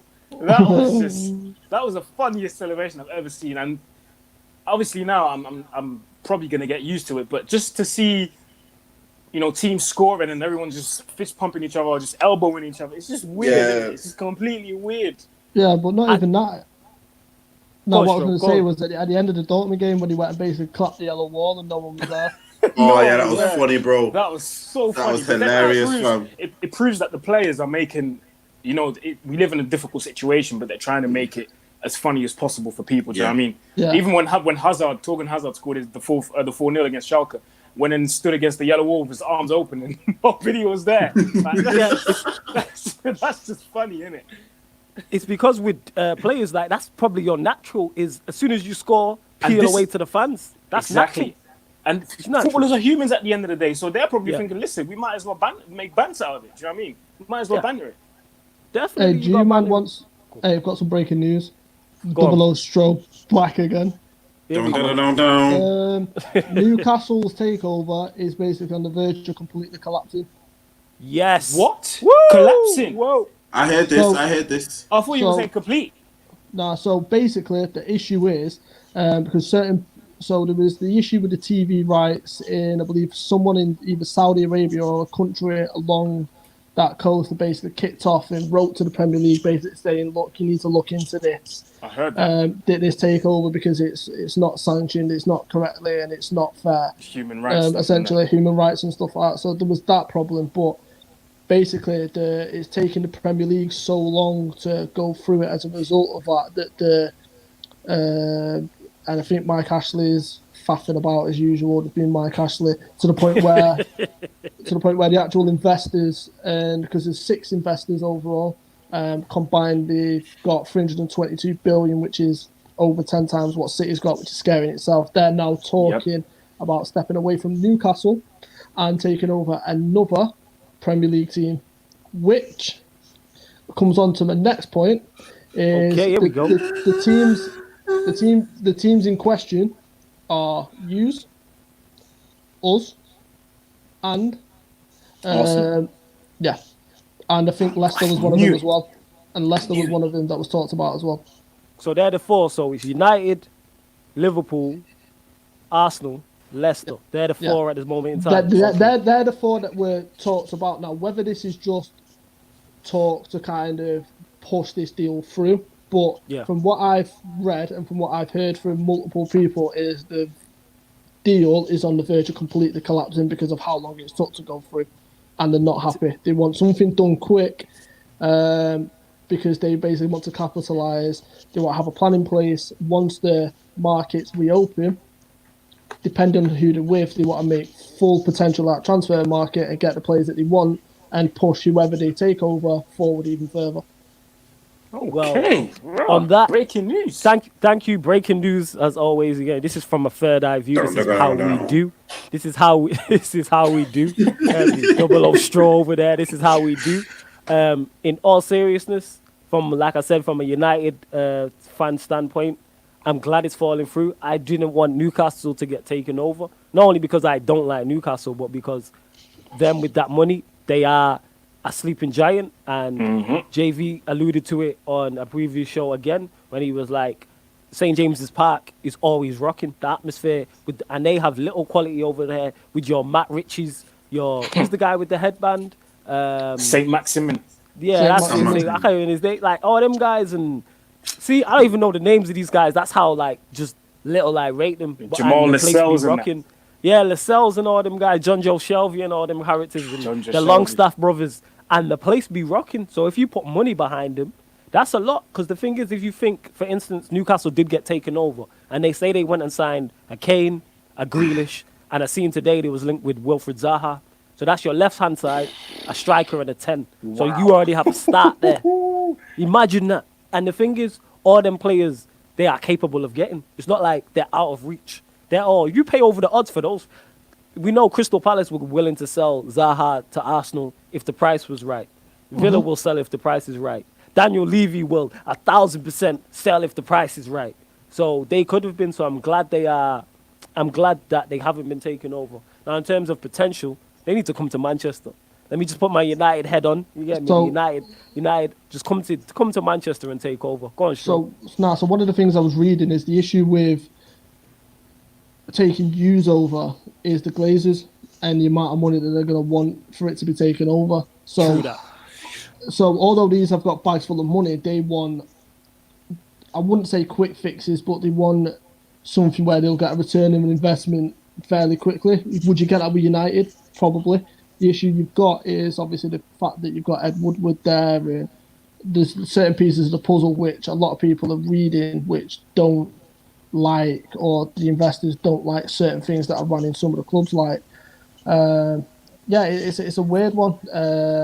Now, here's the funny thing, which I don't think any of you know, but I basically started watching it All or Nothing, which is Amazon, and it's basically about NFL teams. Now, Stan Kroenke, the Arsenal owner, owns LA Rams. One of the seasons is on the LA Rams. He's basically spent £5 billion on a new stadium for the LA Rams. So do not expect Arsenal to be buying anyone anytime soon. Let me just put it that way.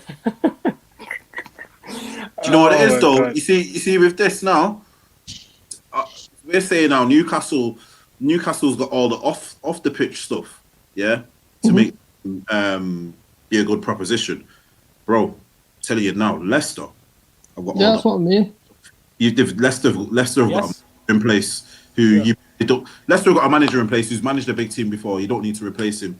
You might see only Scotland. He's done his trebles in whatever, and treble or whatever you call it in Scotland. You know what I'm saying? So I'm not saying he's not a big manager in terms of over here, but he's took Liverpool. He basically started this whole Liverpool revolution. Yeah, he did. Brought them back to the. You know what I'm saying? So, and we all know he's a good manager, yeah. So all I'm saying is, Leicester, with them having won the league, it's not in history. I wouldn't call it history when Leicester won the league. That's only a few years ago. Do you know what I mean? They've got everything on the pitch to make it go right, and then everything else, stadium wise, whatever.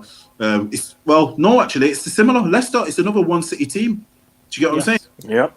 Yeah. So they've already got it. Go on. No, go on, bro. Nah, go on. I was just gonna say they've already got it in place. We've already seen them win the league, like you said, in recent times, so they already have that in place. Like, I don't want to. This is why I'm so against I don't have anything against Leicester as a United fan, but I don't. This is why I don't want to see anyone else being taken over, because this is just another challenger to the throne that United don't need. We don't need Leicester being taken over, or Wolves, or one of those type of teams. Or someone mentioned Bournemouth in the comments. Like, I want to see anyone get taken over, because we know how if you throw enough money at a football club, especially in the Premier League, you will get some form of success. How long you will stay there, we don't know, but you will get some form of success for at least a couple of years. So let's forget hope they Leicester. take over United. Forget Leicester being taken over. I mean, even right now, arguably Leicester are a more attractive club than Manchester United, but just for the simple fact that they're going to make Champions League football. And if already right now they're let's say 50% attractive club, if they make the Champions League, automatically that rises to 100%, because players are going to want to come to Leicester purely because they play in the Champions League. They're coming to the Prem, but ultimately, I'm going to Leicester because I'm playing Champions League football. That's what people are going to say.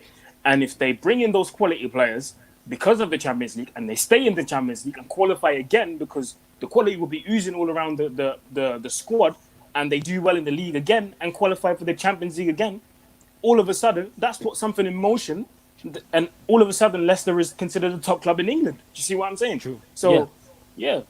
Nah, They will tick 4 boxes straight away. Yeah, for any big player. So Champions League, yeah. Premier League, if that's an aspiration. The players what they could attract that you could possibly end up playing with, and money. It's 2020, yeah.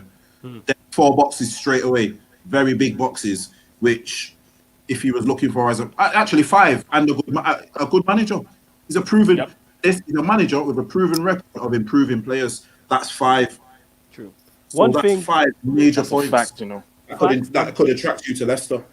Facts. And one thing that Rodgers can show he can do, even if he's not the guy to necessarily say win Leicester a league title or a Champions League, he'll set it up. He'll get the ball running in motion. He'll set it up for the next manager to come in and do a great job, like he did at Liverpool, similar to what I think Ollie is actually doing at United, to be honest. Like, I think that's what Ollie's doing. You said again, JV, on a previous show about Ollie doing a clean-up job, and you used a house reference, and you was like, yeah, he's dealing with Van Gaal's dodgy painting, Mourinho's dodgy carpentry, etc., and all that type of thing. So, yeah, I think we got a question there.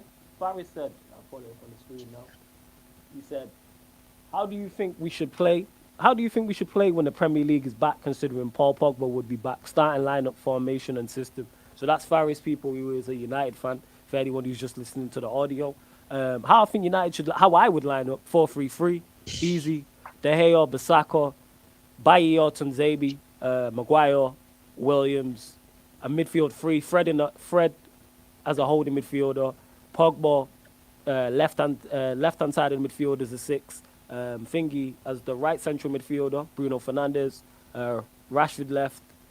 At the moment, I would have to go with that. I'd probably go Dele at the moment with the squad. I play Dele on the right, and through the middle, of course, Martial. That would be me. I think that's a very good front 3. And if you add in Sancho and Partey to that, whoo, then you cooking. And a left back as well, because United desperately need a left back. And on save when we come back now. We wild out. Yeah, that's what I'm saying, innit? So I just did my team for now, but then I'm saying for the future as well. Yeah. But yeah, I did my team now. That's why I was like, Williams at left back. I played Dele right side. And Fred guys, I've got a question for you guys. I've got a question, especially for you and for you, Flawless and JV. How excited are you guys to finally see Pogba and Bruno train together? Because we're going to get those pictures. I'm waiting for them. I'm waiting for those pictures so I can post them everywhere, so I can start my propaganda. Like, I am so excited to see these guys train together this week. I'm gassed. Yeah. I'm so gassed. How gassed are you guys? I'm super duper gassed about it. That is like 2 of my favorite artists linking up on one track. For me, that's like 50 Cent and Uncle Murder, innit? That's what it is. I'm a massive fan of 50 Cent, massive fan of Uncle Murder. So when Uncle Murder linked up and signed to G-Unit, I was happy. It's that type of thing. It's like seeing 2 Avengers. It's like when you see the Avengers get together. Like, that's Madness. what it is. It's like when we all link up, like, it's that type of gas that gives me, like, this is fire, this is it. I'm like, this is it. Go on, JB, I'll let you answer. You know what it is with me? I'm happy to see how they're going to play. But you know what I'm more happy for? Mm-hmm. We're going to have two leaders in the heart of our team. Thank you. People can say all they want about Pogba not being a leader. Pogba is a leader. Sometimes he's having to lead, he's leading ants into war against lions. He's been doing that. You know what I'm saying? He's leading, you know what I mean? He's like in year 9, but he's leading year 7s against year 11s. That's what he's been having sometimes. You know what I'm saying? You know what I'm saying? He's leading man lesser than him into a war against a team that's bigger and better than the team he is on. But individually, he's as good as some of the players on that other team. Do you get what I'm saying? But I want to see it more for the leadership, because I think Pogba's one of these players, and I've said this for a while. He stands up and he's counted. He will take it upon himself to try and change the game. This is why he gets so much criticism for losing the ball, because sometimes understanding he's having to do a superstar pass because man are not making themselves available. Man are shying away from the ball. Maybe you've got a Bruno and a Pogba in there. It's like you've added a cog to the engine. Do you understand? Mm-hmm. Midfield's the engine room. You've added an extra cog now. You know what I'm saying? It's got some extra power in it. You know what I'm saying? Before it was like we've gone from like a 1 liter. We're like a 3 liter now. You know what I'm saying? The 2 liter. We've gone to a 3 liter. We've got more in the tank. You know what I'm saying? That's what it is. It's more of it's going to be excellent watching them play. But I can't wait for the camaraderie. You've got it's something where you're coming back to what big team has is maybe when we spoke about this before. Maybe when Pogba has his off day, Bruno picks up for him. Yeah. When Bruno has his off day, Pogba picks up for him. Or even what I'd love to see, when Bruno's having his off day, Pogba goes, come on. And he brings him back up to the same level as him. Do you understand? That's what we've not had for a long time. What our team seems to be is, if one person isn't working, no matter who that person is, whether it's Rashford, whether it's Bruno, whether it's Pogba, if that one person isn't on it that day, we suffer. I'll even throw Martial into that mix. And this is why I think City seem to do so well over the past few years. Liverpool, because they've got multiple people they can turn to. I call them your turn tos. You know what I mean? You need at least, if you've got 11 players on the pitch, you need at least 5 players you can turn to. Do you understand? Every match, no matter where, even if it's a back 4 of people you can turn to, who can then spur the rest on. Do you get what I mean? That we've now got 2 players. I'd even say 3. I'd say in that midfield with Fred there, that's 3 players now we know we can rely on. Yeah. We can rely on them 3. I'd even throw in Maguire behind that. We can rely on them. See, look, Wan-Bissaka, we can rely on. You understand? So it's building up now, you know, from a point where it was like, if you would have asked me last season who can we turn to, I would have said Pogba if he's fit. Is he fit? Or, you know what I'm saying? I would have said Rashford if he's fit, and that would have probably been about it. I'd even throw Martial into that mix now, because I think Martial is a player. He's not not a leader, but he needs to be led, and he needs people to follow. Do you get what I mean? We've had players like Martial and Rashford who are supposed to be our leaders, but we're forgetting that. All right, Martial's getting on a bit now, but these are still young lads. They're only 22, 23. You know what I mean? And they're expected to lead a team. So yeah, I just like to see the leadership qualities, them drag us through games. And I'd also, you know, who had one player I want to see come back. I want to see Dan James. You know, go on. Why? Elaborate. Simply for the fact everyone was saying he was burnt out, and it might be right, because when he first come on, he burst on the scene, innit? Do you know what I mean? He has actually shown us what he's capable of. If he's been used correctly, he can actually be an asset. And I think with that midfield, he could be a dangerous asset, because if he works on his distribution, he's a very dangerous player, because you already know he's through. You already know if you put that ball over, he's through, he's gone. If he now gets those assists, those crosses right, those, even if it's just the right timing of pass, he's a very dangerous player with us. And I feel like those 2 players, Bruno and Pogba, would be players to get that out of him. Do you know what I mean? It's like the first match Bruno played with him, he was coaching him. Do you get what I'm saying? So I'd like to see how they go on forward, because as much as I think he's going to be a squad player eventually, I think he'll be a vital squad player, similar to a Solskjaer for us back in the day. You know, where like he's someone we can turn to and we can, you know what I mean? He's not going to start every game, but you know we could trust. He could potentially be that, because he is still very young. So Yeah. I've I got a agree point with of that. view. Go on, Stro. So, from an outsider looking in, whenever I looked at Pogba over the past 2-3 years, and we've had this discussion several times about the supporting cast and the players that are around him aren't at the same level as Pogba. Let's be honest. It's now he's got Bruno Fernandes there. I think you'll see a different Pogba. I think you'll see a more mature Pogba, a Pogba where he doesn't have to do everything because he's got Bruno Fernandes there to do that and to help out with some of the stuff. Whereas Pogba was having to do everything. At times he was like a headless chicken, and people were constantly questioning him for his positioning. But he's doing 4 or 5 people's jobs trying to make something happen for the team. And if anything, I think it takes the shackles and the weight off his shoulders, and I think it'll just be a case of look, exactly like you were at Juventus, just go and play, just go and be Paul Pogba, you know. And from an outsider point of view, for the Premier League, that's frightening. Paul Pogba these days is one of the best midfielders in the world. Let's be honest. Like, there's no one that could deny that he's a phenomenal talent. And JV was talking about leaders and stuff like that. So for me, I look at Pogba and he is a leader. He might not be the most vocal, but he leads by example, by the way he plays on the pitch. You've then got Maguire, who's a leader by he's very vocal. We've got exactly the same. Was when you looked at Gerrard as a captain, he wasn't vocal, but he led by example. Carragher was the vocal one. Now Henderson's vocal. Virgil van Dijk leads by example. So like you've got them players in there. For me, it's you look at your squad. Bruno Fernandes is a leader, by the way. Like you said, the way he was coaching Dan James. So I'm more intrigued because I just like watching good football. I like watching good players, exactly what JV said at the beginning of the show. So I am intrigued to see how they will get on together. I think it will work? Absolutely. Because I think they're too good not to make it work. And for me, it's worrying because I think that the leash will just get taken off Pogba and he'll just go out and play exactly how he played in France and exactly how he played in Juventus, which is frightening. And I think it's the misconception that people have is that whenever they speak about or whenever they hear about captains, to them, a captain is someone that just runs around the pitch screaming at each other, screaming at everyone. Do you know what I mean? Just shouting and shouting and shouting until he loses his voice. But we really and truly, you just said that Gerrard was a leader because he was a captain, because he led by example. He wasn't necessarily the one that was going to shout from minute 1 to minute 90. But, you know, Carragher was doing that, but Gerrard led by example. And I think Pogba's one of them where he could be a captain, but people want him. The thing with United fans is because there's a lot of emotions attached to what we did in the past, like nostalgia and stuff.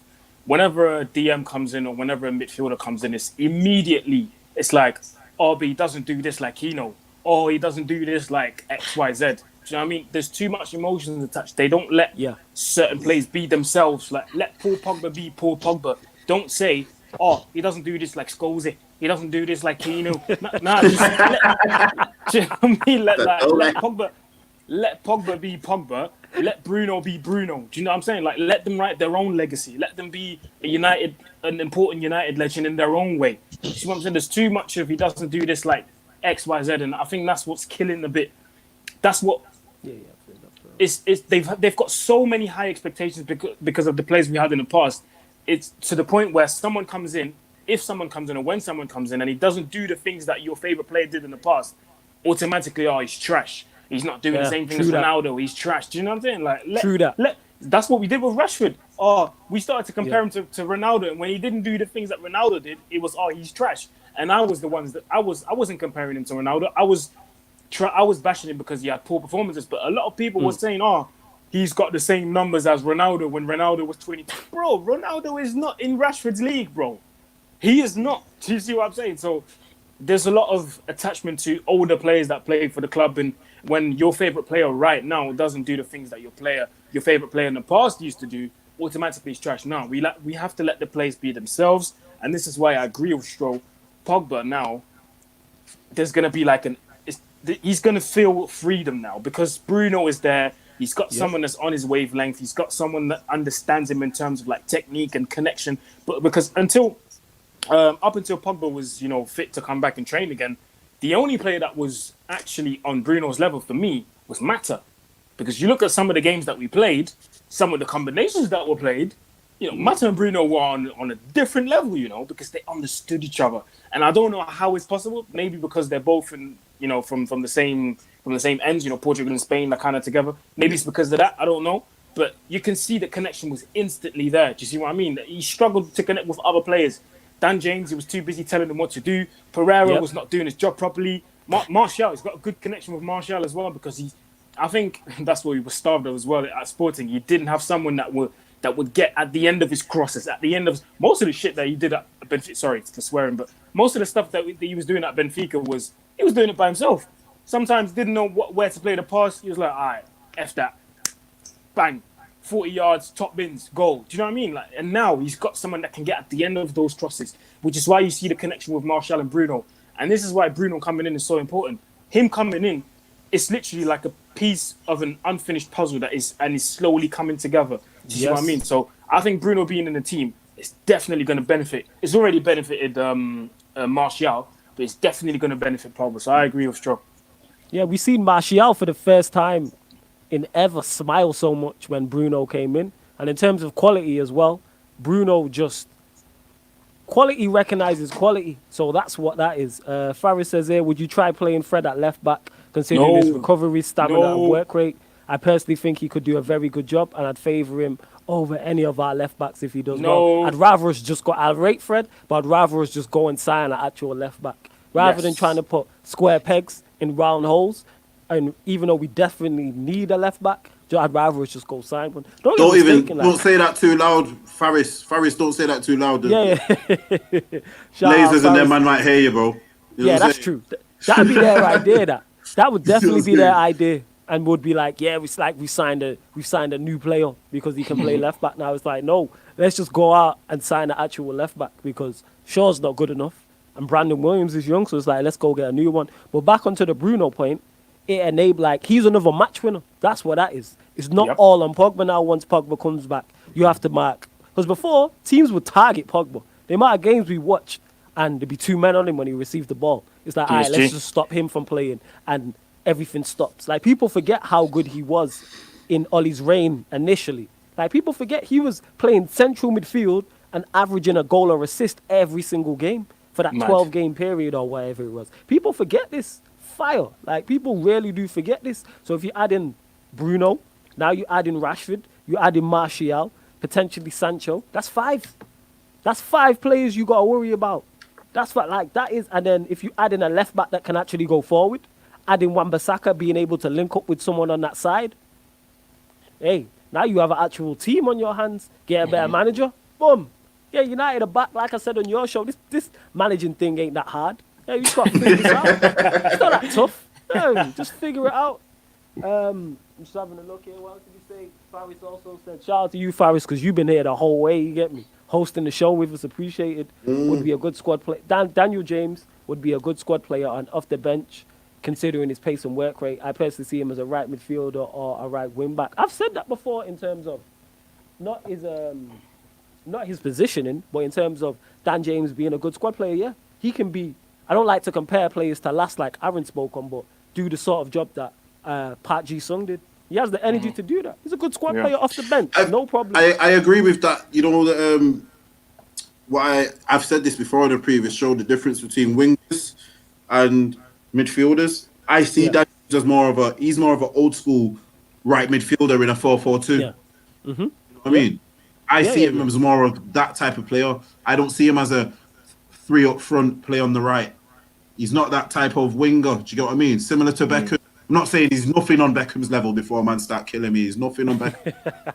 I'm saying positional wise, Beckham wouldn't play in a 3 up front, would he? He'd play a 4-4-2 on the right of a 4-man midfield. Yeah, and I think James is the same type of player.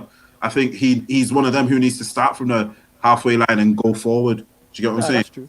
I do agree with that in a sense. Yeah, and we are coming to a close of the show. Obviously, this has been the first 2-hour show we've done. Aaron, since you are the special guest, hit him with all your socials and where they can find you and what you got going on. Yeah, man, very easy. You can find me across all socials at Mr Aaron Utd. You can see it there. My at name is just there. Mr Aaron Utd across all socials and my YouTube channel as well. Make sure you subscribe to my channel. Yeah, Stro, where can people find you? And if you are watching on YouTube, people, You can obviously watch this back once the show is finished. Our ats are in the names on YouTube. We're going Stro. Where can they find you? Hiding in the government, being 007 as usual. Double O Stro. 00 Stro in the building. Now you can find me on Twitter, Ryan Waymond, AWF, on Instagram at Mr Bloodstro. And yeah, obviously make sure if you are listening to this show, you do go subscribe to Aaron's channel. It's a phenomenal channel, one of the hardest working guys in this YouTube football. So yeah, make sure you go subscribe, man. Facts. JV, where can they find you? Yeah, you can find me on Instagram. It's right here. Wait. There, Instagram, JV89, and Twitter, JV8914. Hit me up, but don't try arguing me on Twitter, yeah? Safe. Yeah, people don't even do that. And yes, people, make sure as well you do subscribe and like this video as well on YouTube. Obviously, this is the first time Pi Radio has gone live. You'll see other shows going live. We will be back next week, obviously, in our new slot. Yeah, new slot, 7 p.m. till 9 p.m. We got extended an extra Man, hour. got a promotion. You got a promotion. Shout out Big S in the building. He just left. But if you see me cracking up off air, it's because, when someone was talking, it's because Solomon was talking ish in my ear. That's why. So, yeah, make sure, like I said, like and subscribe to the video. Like and subscribe to this video. Like and subscribe to the video. Like the video and subscribe to the channel is what I'm saying. You can tell it's been a 2-hour show. I got there in the end. Yeah, you can follow me, people, on Twitter and Instagram at That's Be Flawless. We will be back next week. Salute to everybody who's tuned in.